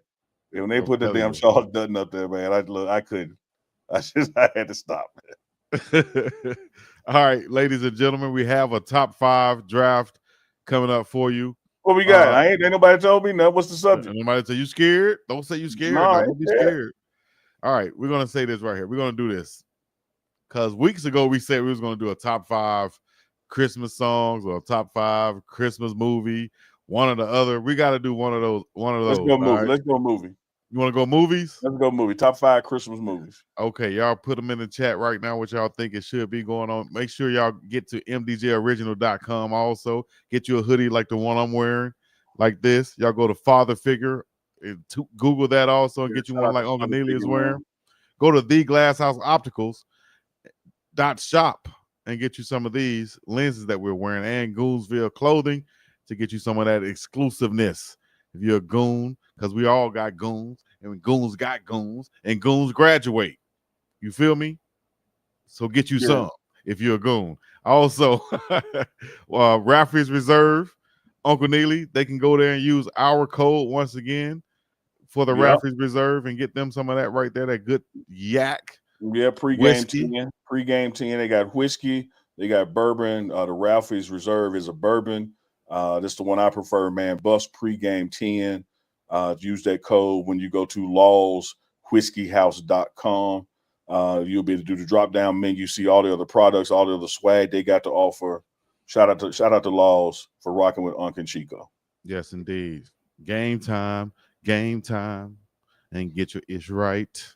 That's what I'm talking about. Starting with Alamo Bowl tickets, anything in the CFP, NBA, college basketball, March Madness, you name it, any ticket, any event, hard to get in. You can see your seats, no hidden fees. Use our code BUFFS, knocking $20 off your first purchase. That's cold-blooded. All right.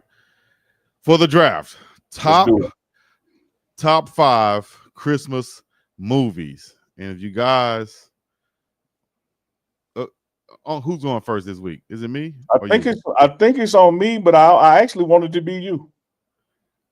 I was going to let you go. I want to see where your head and your heart at. You want me to go first? Yeah, you go first. My first one, I'm gonna tell you, man, my first one gonna be crazy because y'all sleep on it and don't believe it's a Christmas movie. What's that?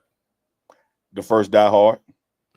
Man, I knew it really was. It's a Christmas movie. Whether y'all believe it or not, whether y'all think I'm gonna win the draft or not, Die Hard was a Christmas movie. I'm picking that first. Die Hard. Get it off the board. Die Hard, 1988. A New York State police officer. It was an office Christmas party. Yeah. It was a Christmas movie. Bruce Willis. If y'all don't know, y'all should know about Die Hard. All right, Arley, I see you in the back. Arley, we ought to bring you back and be the judge of this. And let you bring on. Let her be the judge. Is she there? Yeah, she there. She jiggling. Jingle bells. Damn bells, man. All right. Damn bells. I had taken it off. My head was hot. Okay. I look drunk. Oh. All right, she's gonna be the judge or the mediator or something like that. She's on here with us. All right, let's go. That was not a Christmas movie. Shout out to the chat. The chat agrees with Neely. I think it was.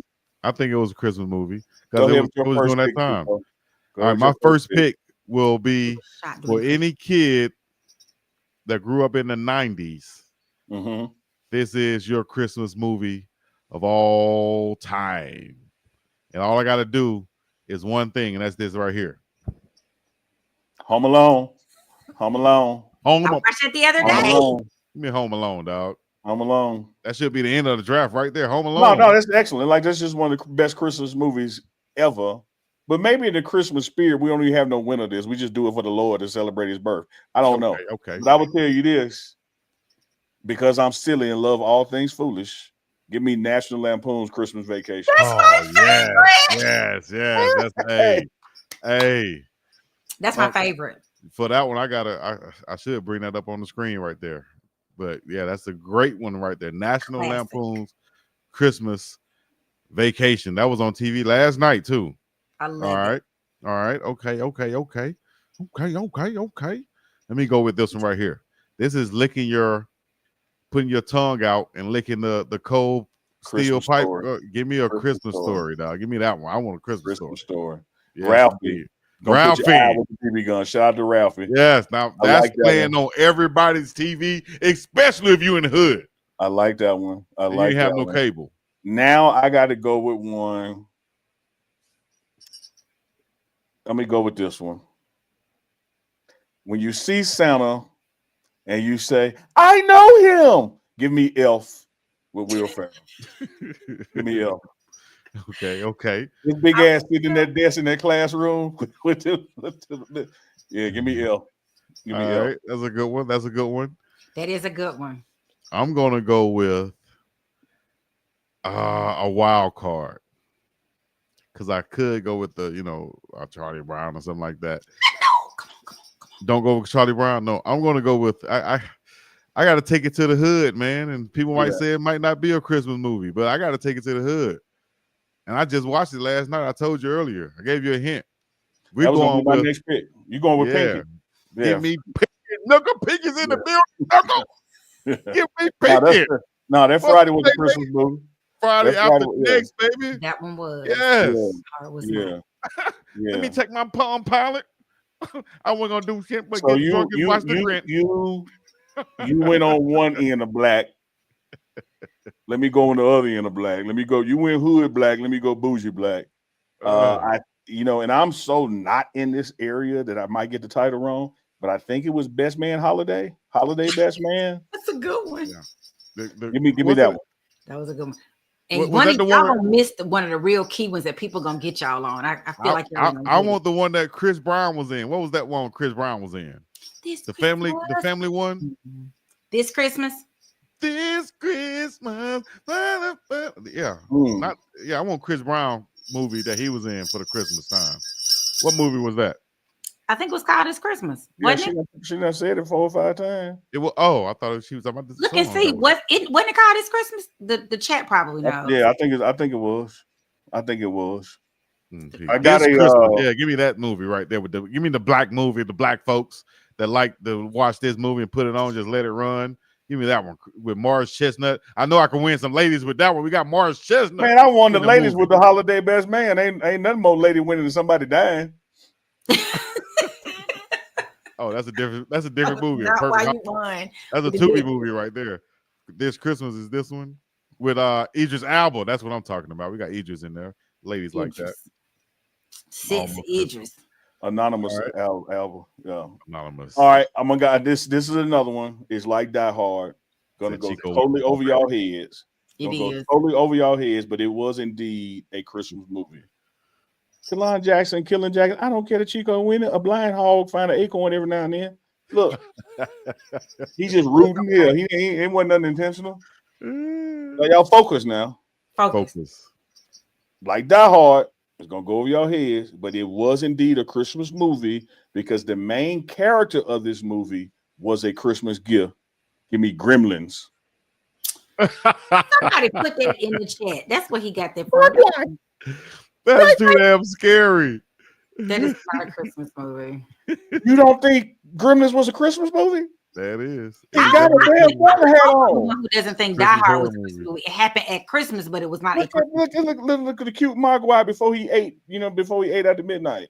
It turned into not cute. No, not the other one, Chico. The original one. The one that how it looked when the man brought him home. Yeah, him. Who wouldn't want that for Christmas? Man, that's all you got to do is don't get him wet. Which who don't want? Everybody want to get wet. So what kind of? That's the little squishy thing that's on that my kids want to put on their bed. What do you call it? Squishmallows, squishmallows or whatever. No, you smoking? I don't about no Squishmallows. Squishmallows is what it's called. Oh, okay. I don't have no. All my parents know what I'm talking about out there. Man, we parents, our kids grown though. Well, we're smaller kids. Y'all know what I'm talking about. Yeah. Right.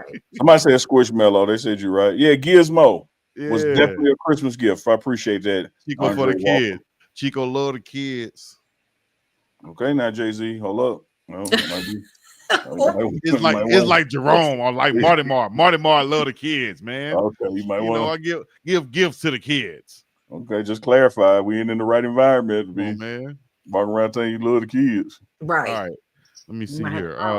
Hey, look, chat. Look, yeah, you got one more Christmas movie. You got one more Christmas movie. Hold on. Go ahead. What you got? Forget. One more Christmas movie. I'm gonna go with Isn't it? No, I'm not gonna go Oh, America yeah, on this 34th man, Street. Miss Jobs, I'm with you. I'm lost too. This right here, this is what I was looking for. This was a Christmas movie. Eddie Murphy in Trading Places. If that's not a Christmas movie, I don't know what is. Talk to me, chat. That's why your Timu mic started to go out. It's all right. Trading Place is a good movie. I don't remember being a Christmas movie though. It was Christmas time. It was Christmas time, like Die Hard. So, Yeah, so if Die Hard is a Christmas movie, then Trading Places should be a Christmas movie also. In the honor of the Christmas spirit and baby Jesus. It's 8 pounds, 6 ounce, baby Jesus. And let me tell y'all a true story, chat. This was a question in my Sunday school class when I was a little kid. This little boy kept raising his hand, and Miss Fisher said, "Freddie, what is it?" He said, "Is Pie Rumpa Pum Pum older than baby Jesus?" He thought the little drummer boy name was Pie Rumpa Pum Pum. Clearly, he older than baby Jesus because he walked there with them and brought a gift. So he got to be older. But he ain't say it's the little drummer boy older than Jesus. He said it's Pie Rumpa Pum Pum older than baby Jesus. That was my last time going to church right there. I said, what did the Sunday school teacher say? She laughed. Now, Freddie. Yeah, she laughed. Yeah, poor Freddie. I wonder where Freddie at now. Freddie's dead. Bum, bum, bum. Oh, that's a jam. Yeah. Shout out to Freddie and Power Rumpa Pum Pum, little drummer boy. Who do you think? Somebody got to say this one movie. Wait, his mic going, his Timu going out again. That was somebody said he got the Timu mic. He trying to talk. There you go. My bad. I'm hitting the wrong buttons. But Arley, go ahead. Let us know who won that. Before you say who won, Miss Dawn Duncan, who I love when she comments, she said Freddie wore a helmet to school, didn't he? like you can always call on Dawn Duncan to come in here with some mess now. Man. All right, Arley, it's on you. It was so thoughtful. Did y'all do 5 and 5 to Newly? Yeah, we good. I think we did. Yeah, we good. Right? Yeah, I'm standing here waiting on the ref to hold his hand up. He won on Home Alone. I won on Home Alone. I won on Home Alone. I got the main screen with Home Alone. I got the hood with Friday After Next. Stop right here, Arley. Let me show you what's about to happen. He about to fuck it up. It happens every time. He can't just take victory. He tried to explain his victory, and he erases his victory. Watch this. Go ahead. How'd you win, Chico? Tell us. I guess I don't have to say anything else. He don't want me to add shout out to you. The Whitney Houston movie they left out, The Preacher's Wife. That's the one nobody said. Oh, with the angel trying to get some coochie. God ain't sent that man down here to try to get no snatch. That movie was not of the Lord. What is y'all talking about? Claude, have mercy. The preacher is just a man. The preacher was married to the lady. The angel did try to he sent the angel down there, and then the angel trying to come up. When we get to where we can't trust an angel, what the hell? Like, what is we doing? We're gonna be like, we ain't going back to church for real. Rewind. TWB. What'd you say, TWB? TWB says Satan comes in many forms. It's Freddie. It's the angel. It's too much. Oh my God. What was the angel name? What was his name? Was it Dud? I know it's Denzel. I know it's Denzel in real life, but what was it? He trying to look. The angel wasn't no damn good, is what I'm telling y'all. He was good. He just they put him in his earthly form, and he couldn't handle it. Okay. He's trying to. I'm telling y'all, don't trust who's trying to get y'all back together out there. They trying to get together themselves. Message. All right. So Arley, did you tell us who won? Yes. This is yours. Before Neely said, it's yours, Big Dog Chico. Woo! Give it up. Neely with the. I like to just say here, for my challenger who's always stepping to me, I like you to take that Goonsville hat, turn it sideways, hold it up, and turn that stuff sideways, and shove it right up your candy ass. Let me tell y'all this, chat. Neely will rise again. I lost this battle. I will rise again. Because even Chico mama know that black eyed peas was for New Year's, not Thanksgiving. So I got this fam with me. What you say about my mama? TWB said the sound man drunk, nothing. We good. Oh, Hey, is Arley still here? Is she gone? Where's she at? Arley's still here, always here. Oh, now Arley.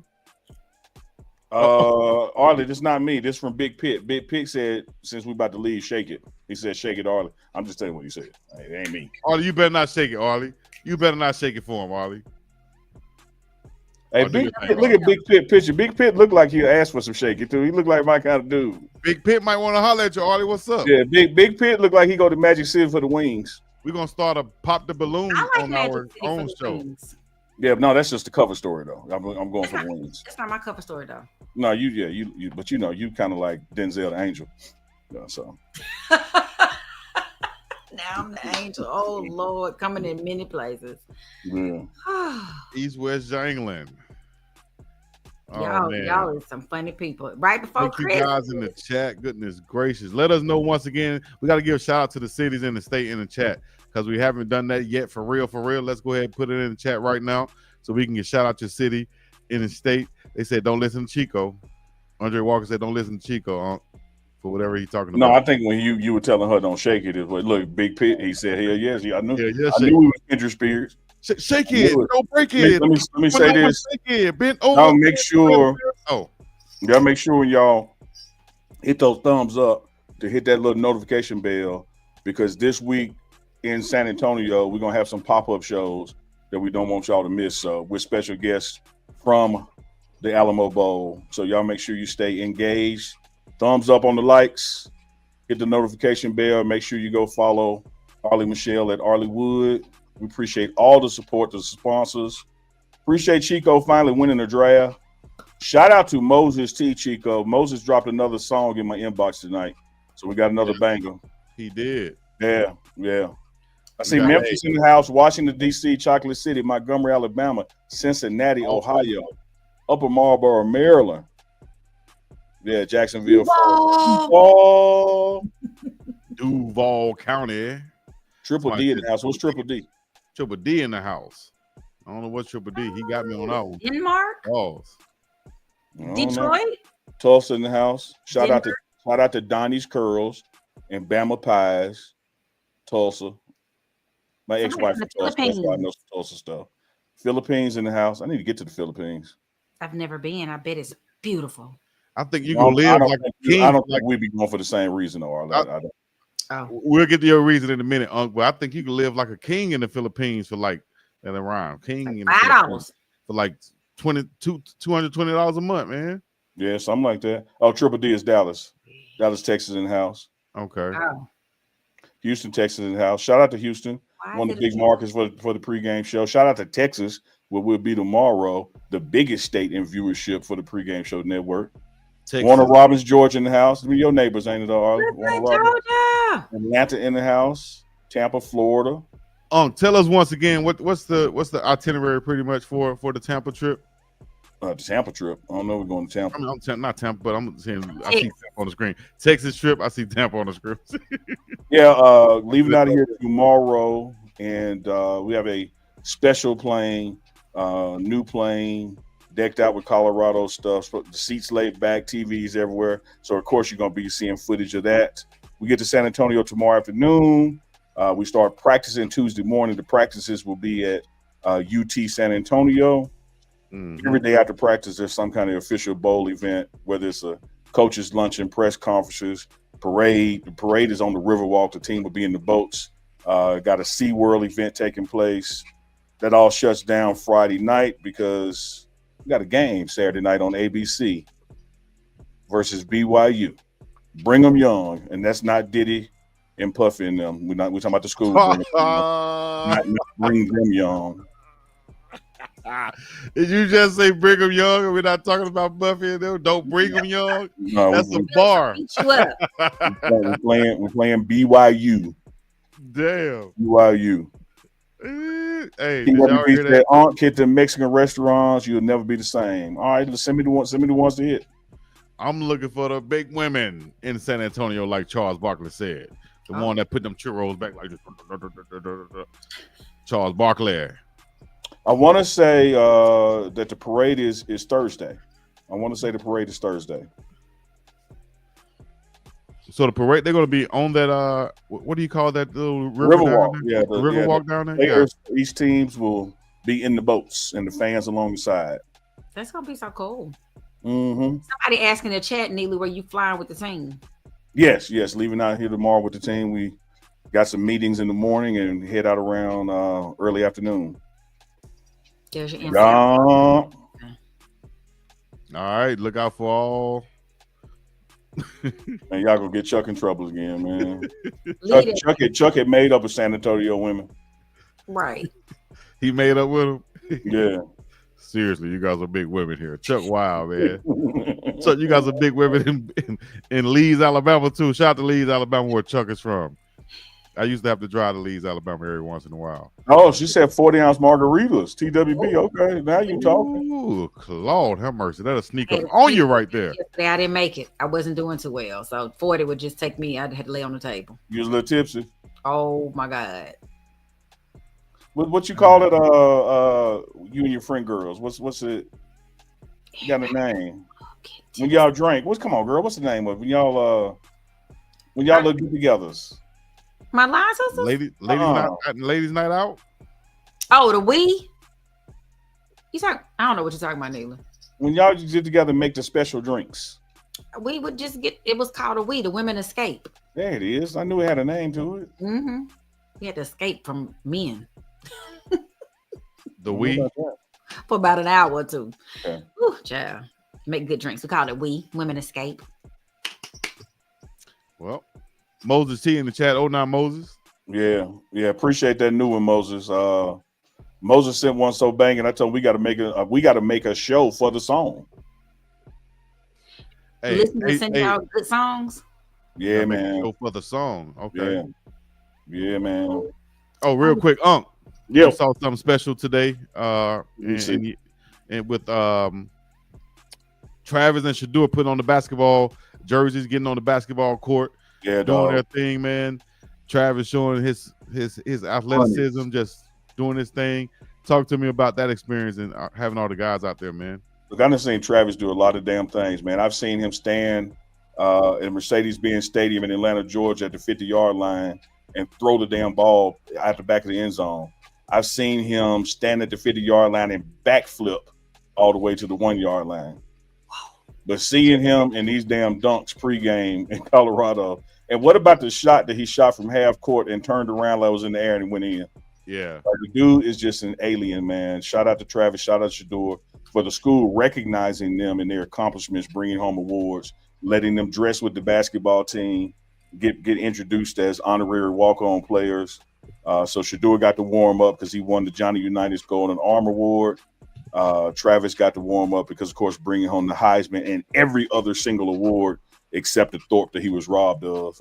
Shout out to those guys, man, really making the best and enjoying these final days of college. Because let me tell y'all something. I don't know if y'all know it, Chico. Saturday night when they clock hit zero, yeah, they ain't in college no more. Oh, They are professionals. It's a wrap. Well, when them 4 zeros go on that scoreboard, this is all over. For some guys, it's gonna hit you like bricks, man. This is your last time practicing. Take those practices serious. Today was literally the last practice that we have on campus. Like, this team will never practice at that facility again. So we got 4 practices in San Antonio, and that's it. And then the game in San Antonio, and that is a wrap on this team. And then we'll be officially heading into the Juju Lewis era of things with Coach Prime. Once again, man, Shedeur and Juju. I'm gonna play this one last time. This is exclusive footage from Uncle Neely and the pregame show. This is a legendary shot right here that you have. You know, just standing behind them and pause one last time. Pause that shot right there. Let me tell y'all this. All right. For Juju to be a little kid and meet Cordell Stewart in Atlanta and want to wear 10 because Cordell wore, and now he ends up being at Cordell's school wearing that same number. Yeah. Just think had Cordell Stewart been an asshole that day. Wow. Just think as he said, "Hey man, beat the little kid. Like I ain't got time to take pictures of nobody. I don't do autographs." You fast forward 12 years later and look where he is now. Number 1 player in the country. Signs we see you because they said Coach Prime couldn't do it again, and shit, he did it again. He's right there, Julian Lewis 10 out of Georgia. Georgia got them kids coming, boy. I tell you. Yes, indeed. Hey, stay tuned. We're gonna have more exclusive stuff like this coming from the Pregame Show Network, Big Dog Chico's channel. Shout out to Arley Wood. Shout out to Arley Wood and Juju having the same hair. Pull up a Juju pic. Not this video. Go Google one real quick. Watch this, y'all. I'm telling you. Well, he got cute hair then, honey. Or he having a bad hair day. It just depends on how you look at it.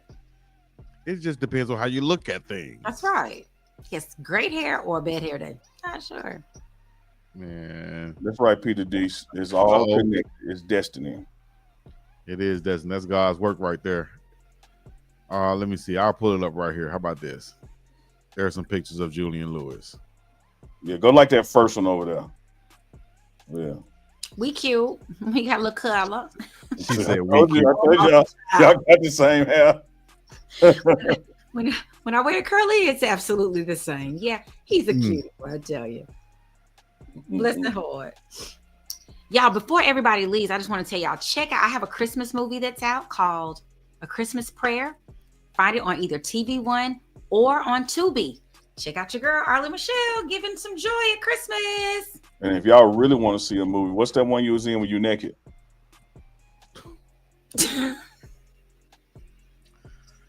I was not naked.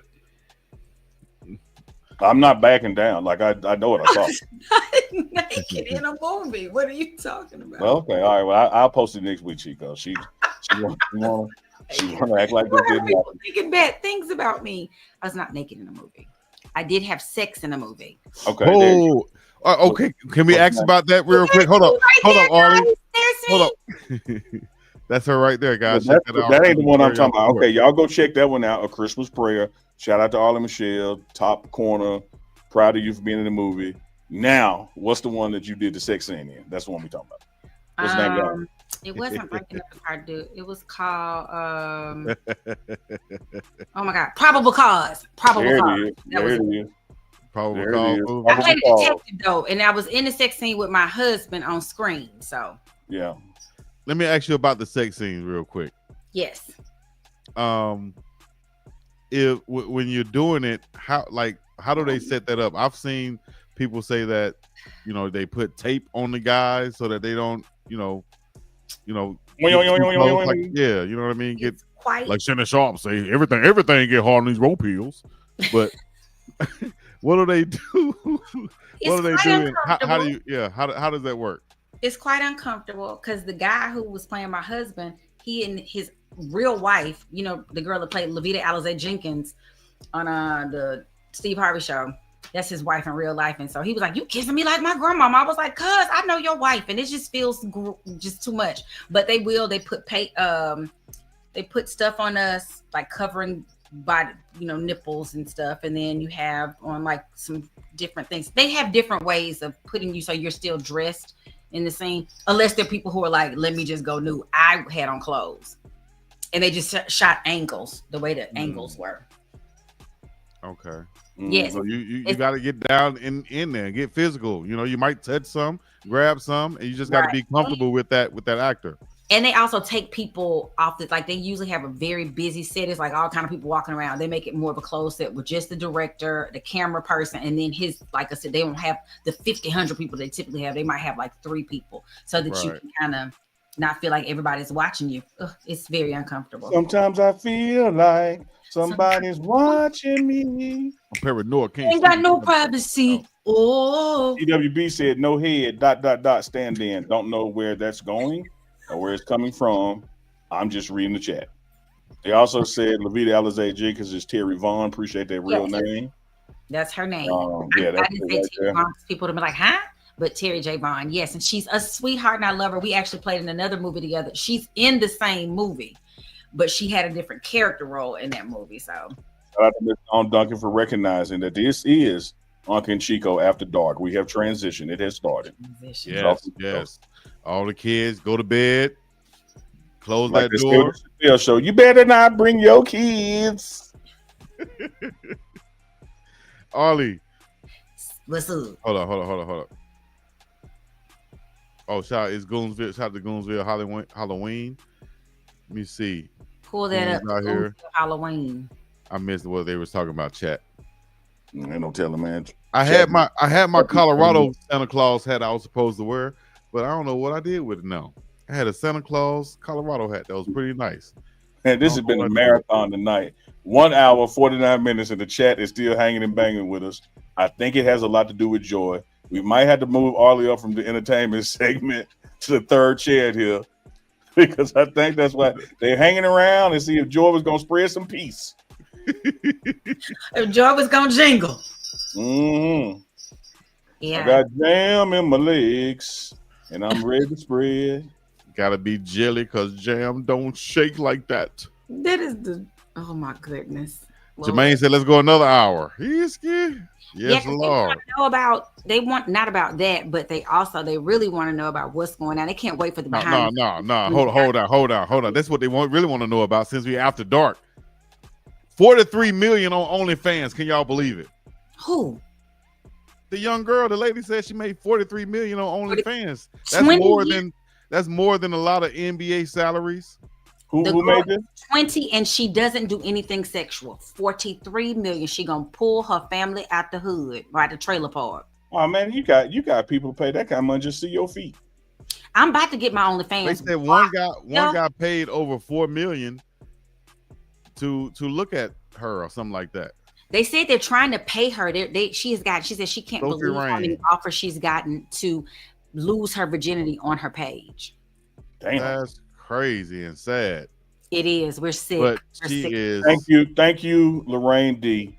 Oh my gosh. Lorraine D said Uncle Neely better get the packing. Like I ain't packed a damn thing. Let me tell you something I got packed for. Just make sure you got clean drawers. We're Colorado here and you don't wear good. no damn drawers. Come on, you know it's the FBI. Oh Jesus. Look, going to San Antonio for a week, leaving San Antonio, going to Mississippi for like 2 weeks. I need to pack 3 weeks worth of stuff. Ain't done a damn thing. And it's finna be 10 p.m. in Colorado. What is I'm thinking? I'm thinking? That's when you ain't thinking nothing right there when you say, what That's is right, I'm Miss Brown, free balling.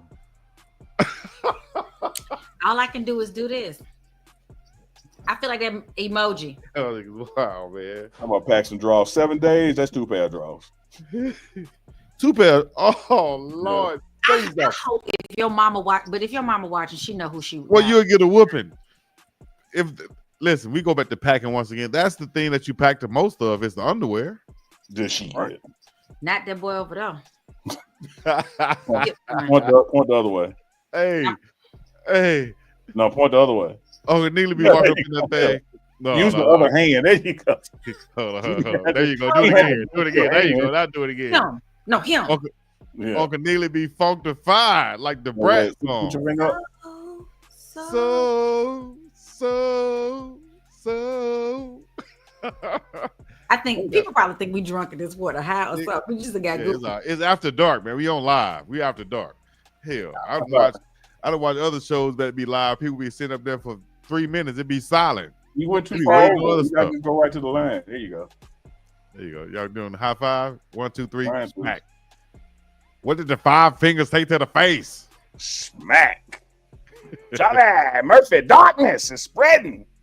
They say they all. Oh, that's right, Peter. Man, shout out to TWB who recognized that was a Parliament Funkadelic lyric. Man, make my. What was? I missed it. Which one? When I said I got jam in my legs when I'm ready to spread. Oh, okay. I couldn't think of where. I knew it was a lyric to something, but I couldn't think of where. I was like, "What is that?" And when I find a vacant booty, I move right in for the hump. We don't cut in. She related to Tony? Huh? Nicholas said, "What's good?" And his last name is Braxton. I said, "Is he related to Tony and Tawanda and Tina and Tracy and I don't know. Hey, shout out to comedian K Dub who said something so true. Why do people always ask you when you tell them you're from a state or something? They actually do you know somebody from that state? They country. Because the state is like only one little place. It's like the Piggly Wiggly. Everybody know everybody. Mhm. I'm like, people, especially if you say you're from Mississippi. Oh my God, you from Mississippi? I'm like, yeah. Oh, you know someone? I'm like, what part are they from? The north? Are they from the coast or what? The east? They're like, oh, they from North Mississippi. I'm like, I'm from Central Mississippi. It is a big state. I don't know everybody. That is crazy. As hell. Hey, my people, my Goonsville people out there, all my goons checking in. We appreciate y'all checking in. George Clinton reference up in here. We had the George Clinton reference. We've had Man, Coming you to had- America reference. You had Pinky in the building. We had Pinky in the building. Most No- important and banging of all, extended segment with the entertainment reporter. Arley Wood has hung with us. For a good time tonight. And Yeah. typically I'm in Atlanta, so it is almost midnight in Atlanta. Mm. I'm just 1 hour behind though, since I'm in the boot right now. Oh, you back checking on stacks. Got your Back- drawers went back. ATL, shawty. Please come home for Christmas. Hey, safe travels to everybody out there who's traveling for Christmas right now. We Yes. know is crucial. It's hectic out there right now, man. We hope you guys have safe travels. Listen in to Unc and Chico when you get a chance. Make sure you subscribe to both channels so you don't miss a thing that we have coming on. We got more interviews with seniors from the Yep. Colorado Buffaloes. We have You Tell Me on Mondays dropping. Y'all stay tuned for Wednesdays with Warren. We might Yep. be going live soon. He just had a birthday. Yes, Yeah. happy birthday once again to Uncle and Coach Warren Sapp out there. Y'all put a happy belated birthday to Coach Sapp out there in the chat right now. Let him know Let that. me say this, from around Chico. the As world we wish get you happy as- birthday. let me say this as we get out of here. Rocking Father Figure apparel tonight. You can find them on the gram. That's F Square Father Figure, where the motto is, it's not about presence, it's about being present. Yes, Like, sir. don't worry about being perfect. Just be present. Don't worry about presence. Just be present. Shout out to all fathers out there, whether that is a coach, grandfather, uncle, whatever it is. Shout out to the dads. We're trying to prove and dispel this myth that black men are not great fathers. $9.99 Oh, no. chat dropping in right at the end. Say so, the gent $9.99. Appreciate that. Shedeur Sanders, Yeah, Travis Hunter, Ashton Jenny, Cam Ward, Mason Graham. Okay, thank you. I think that's his Heisman list for the $9.99. We appreciate that. Yeah. Anybody else got any other list they want to put on this thing? Go ahead. We appreciate it. Y'all hit that like button before y'all go home. Jermaine King said, happy belated birthday to Coach Sapp once again. Uncle Neely gonna mess around and hit his stroll for you guys. Hey, y'all tell us. I saw a real viral video that went on this weekend where a lady was at a party. They tried to get through the stroll line of some Deltas, and they pushed her out of the way, basically mushed her out of the way. Y'all talk about that strolling, because both of you guys are Greeks, right? Yeah. Tell us about that. For all of us non-Greeks out there, Ain't nobody speak on ever that. tried, so I can't speak on it. Like, I've never. If had somebody anybody was to try, if they somebody would was get to they would try, get their face mushed. Like, that's what happened. I don't do that anymore because Big Delta Sigma Theta Sorority Incorporated, they like to come and get you and put you in Delta jail. Shout out And to I've Big been a Delta. couple times, and not physical jail, but and I don't feel like going. So I just let them people do what they want and let the new, y'all let them hard sorrow. Shout out to Johnny B. I appreciate what you're saying, but I reject what you're saying because she's still fire right now. Johnny B said, I know Arley was fire in her younger days. My God. Man, what you talking about her younger days? She's fire right now. Look at that smile and glasses. I is Look you. at that finger bells ring. What y'all saying?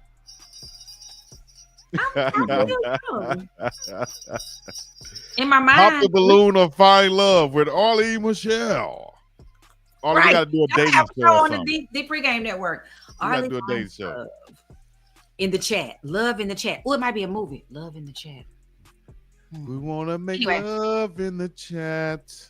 Oh, and then you're gonna do the song for it. The title song. In the chat. Hit it from the. All right, let's go, ladies and gentlemen. Uncle Neely, give us his last shout outs and everything else before we get up out of here. Man, shout out to Christmas. Shout out to Jesus Christ, the reason for the season. We won't have another Uncle and Chico Sunday show until after Christmas, but I bet you will see us before Christmas, which is Wednesday. Chico, Arley, got to tell you something in the chat. 53 years old and ain't never not been in Mississippi for Christmas. This is about to be new for me. I'm going to be in San Antonio, away from family, but with my family, which is Colorado football for Christmas Day. Safe travels to everybody on your personal journeys. Love y'all. We appreciate the chat. Of course, we're going to see y'all next Sunday, Monday, Tuesday, Wednesday, Thursday, Friday, Saturday, Sunday. Repeat. You dig? Arley, let them know where they can find you at once again. Arley Michelle. That's ARLEMICHEL.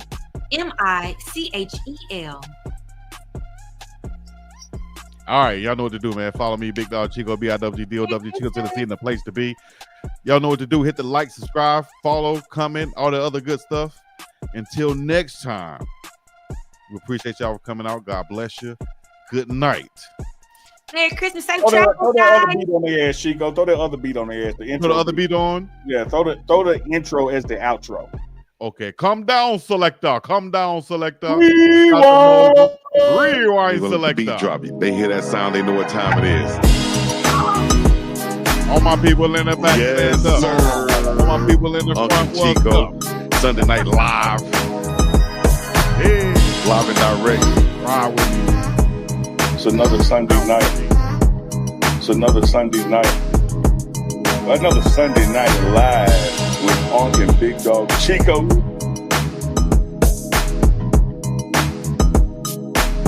How we do, man?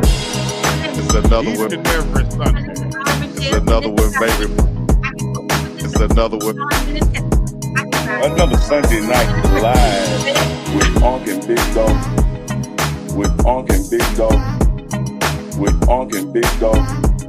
So get ready for it.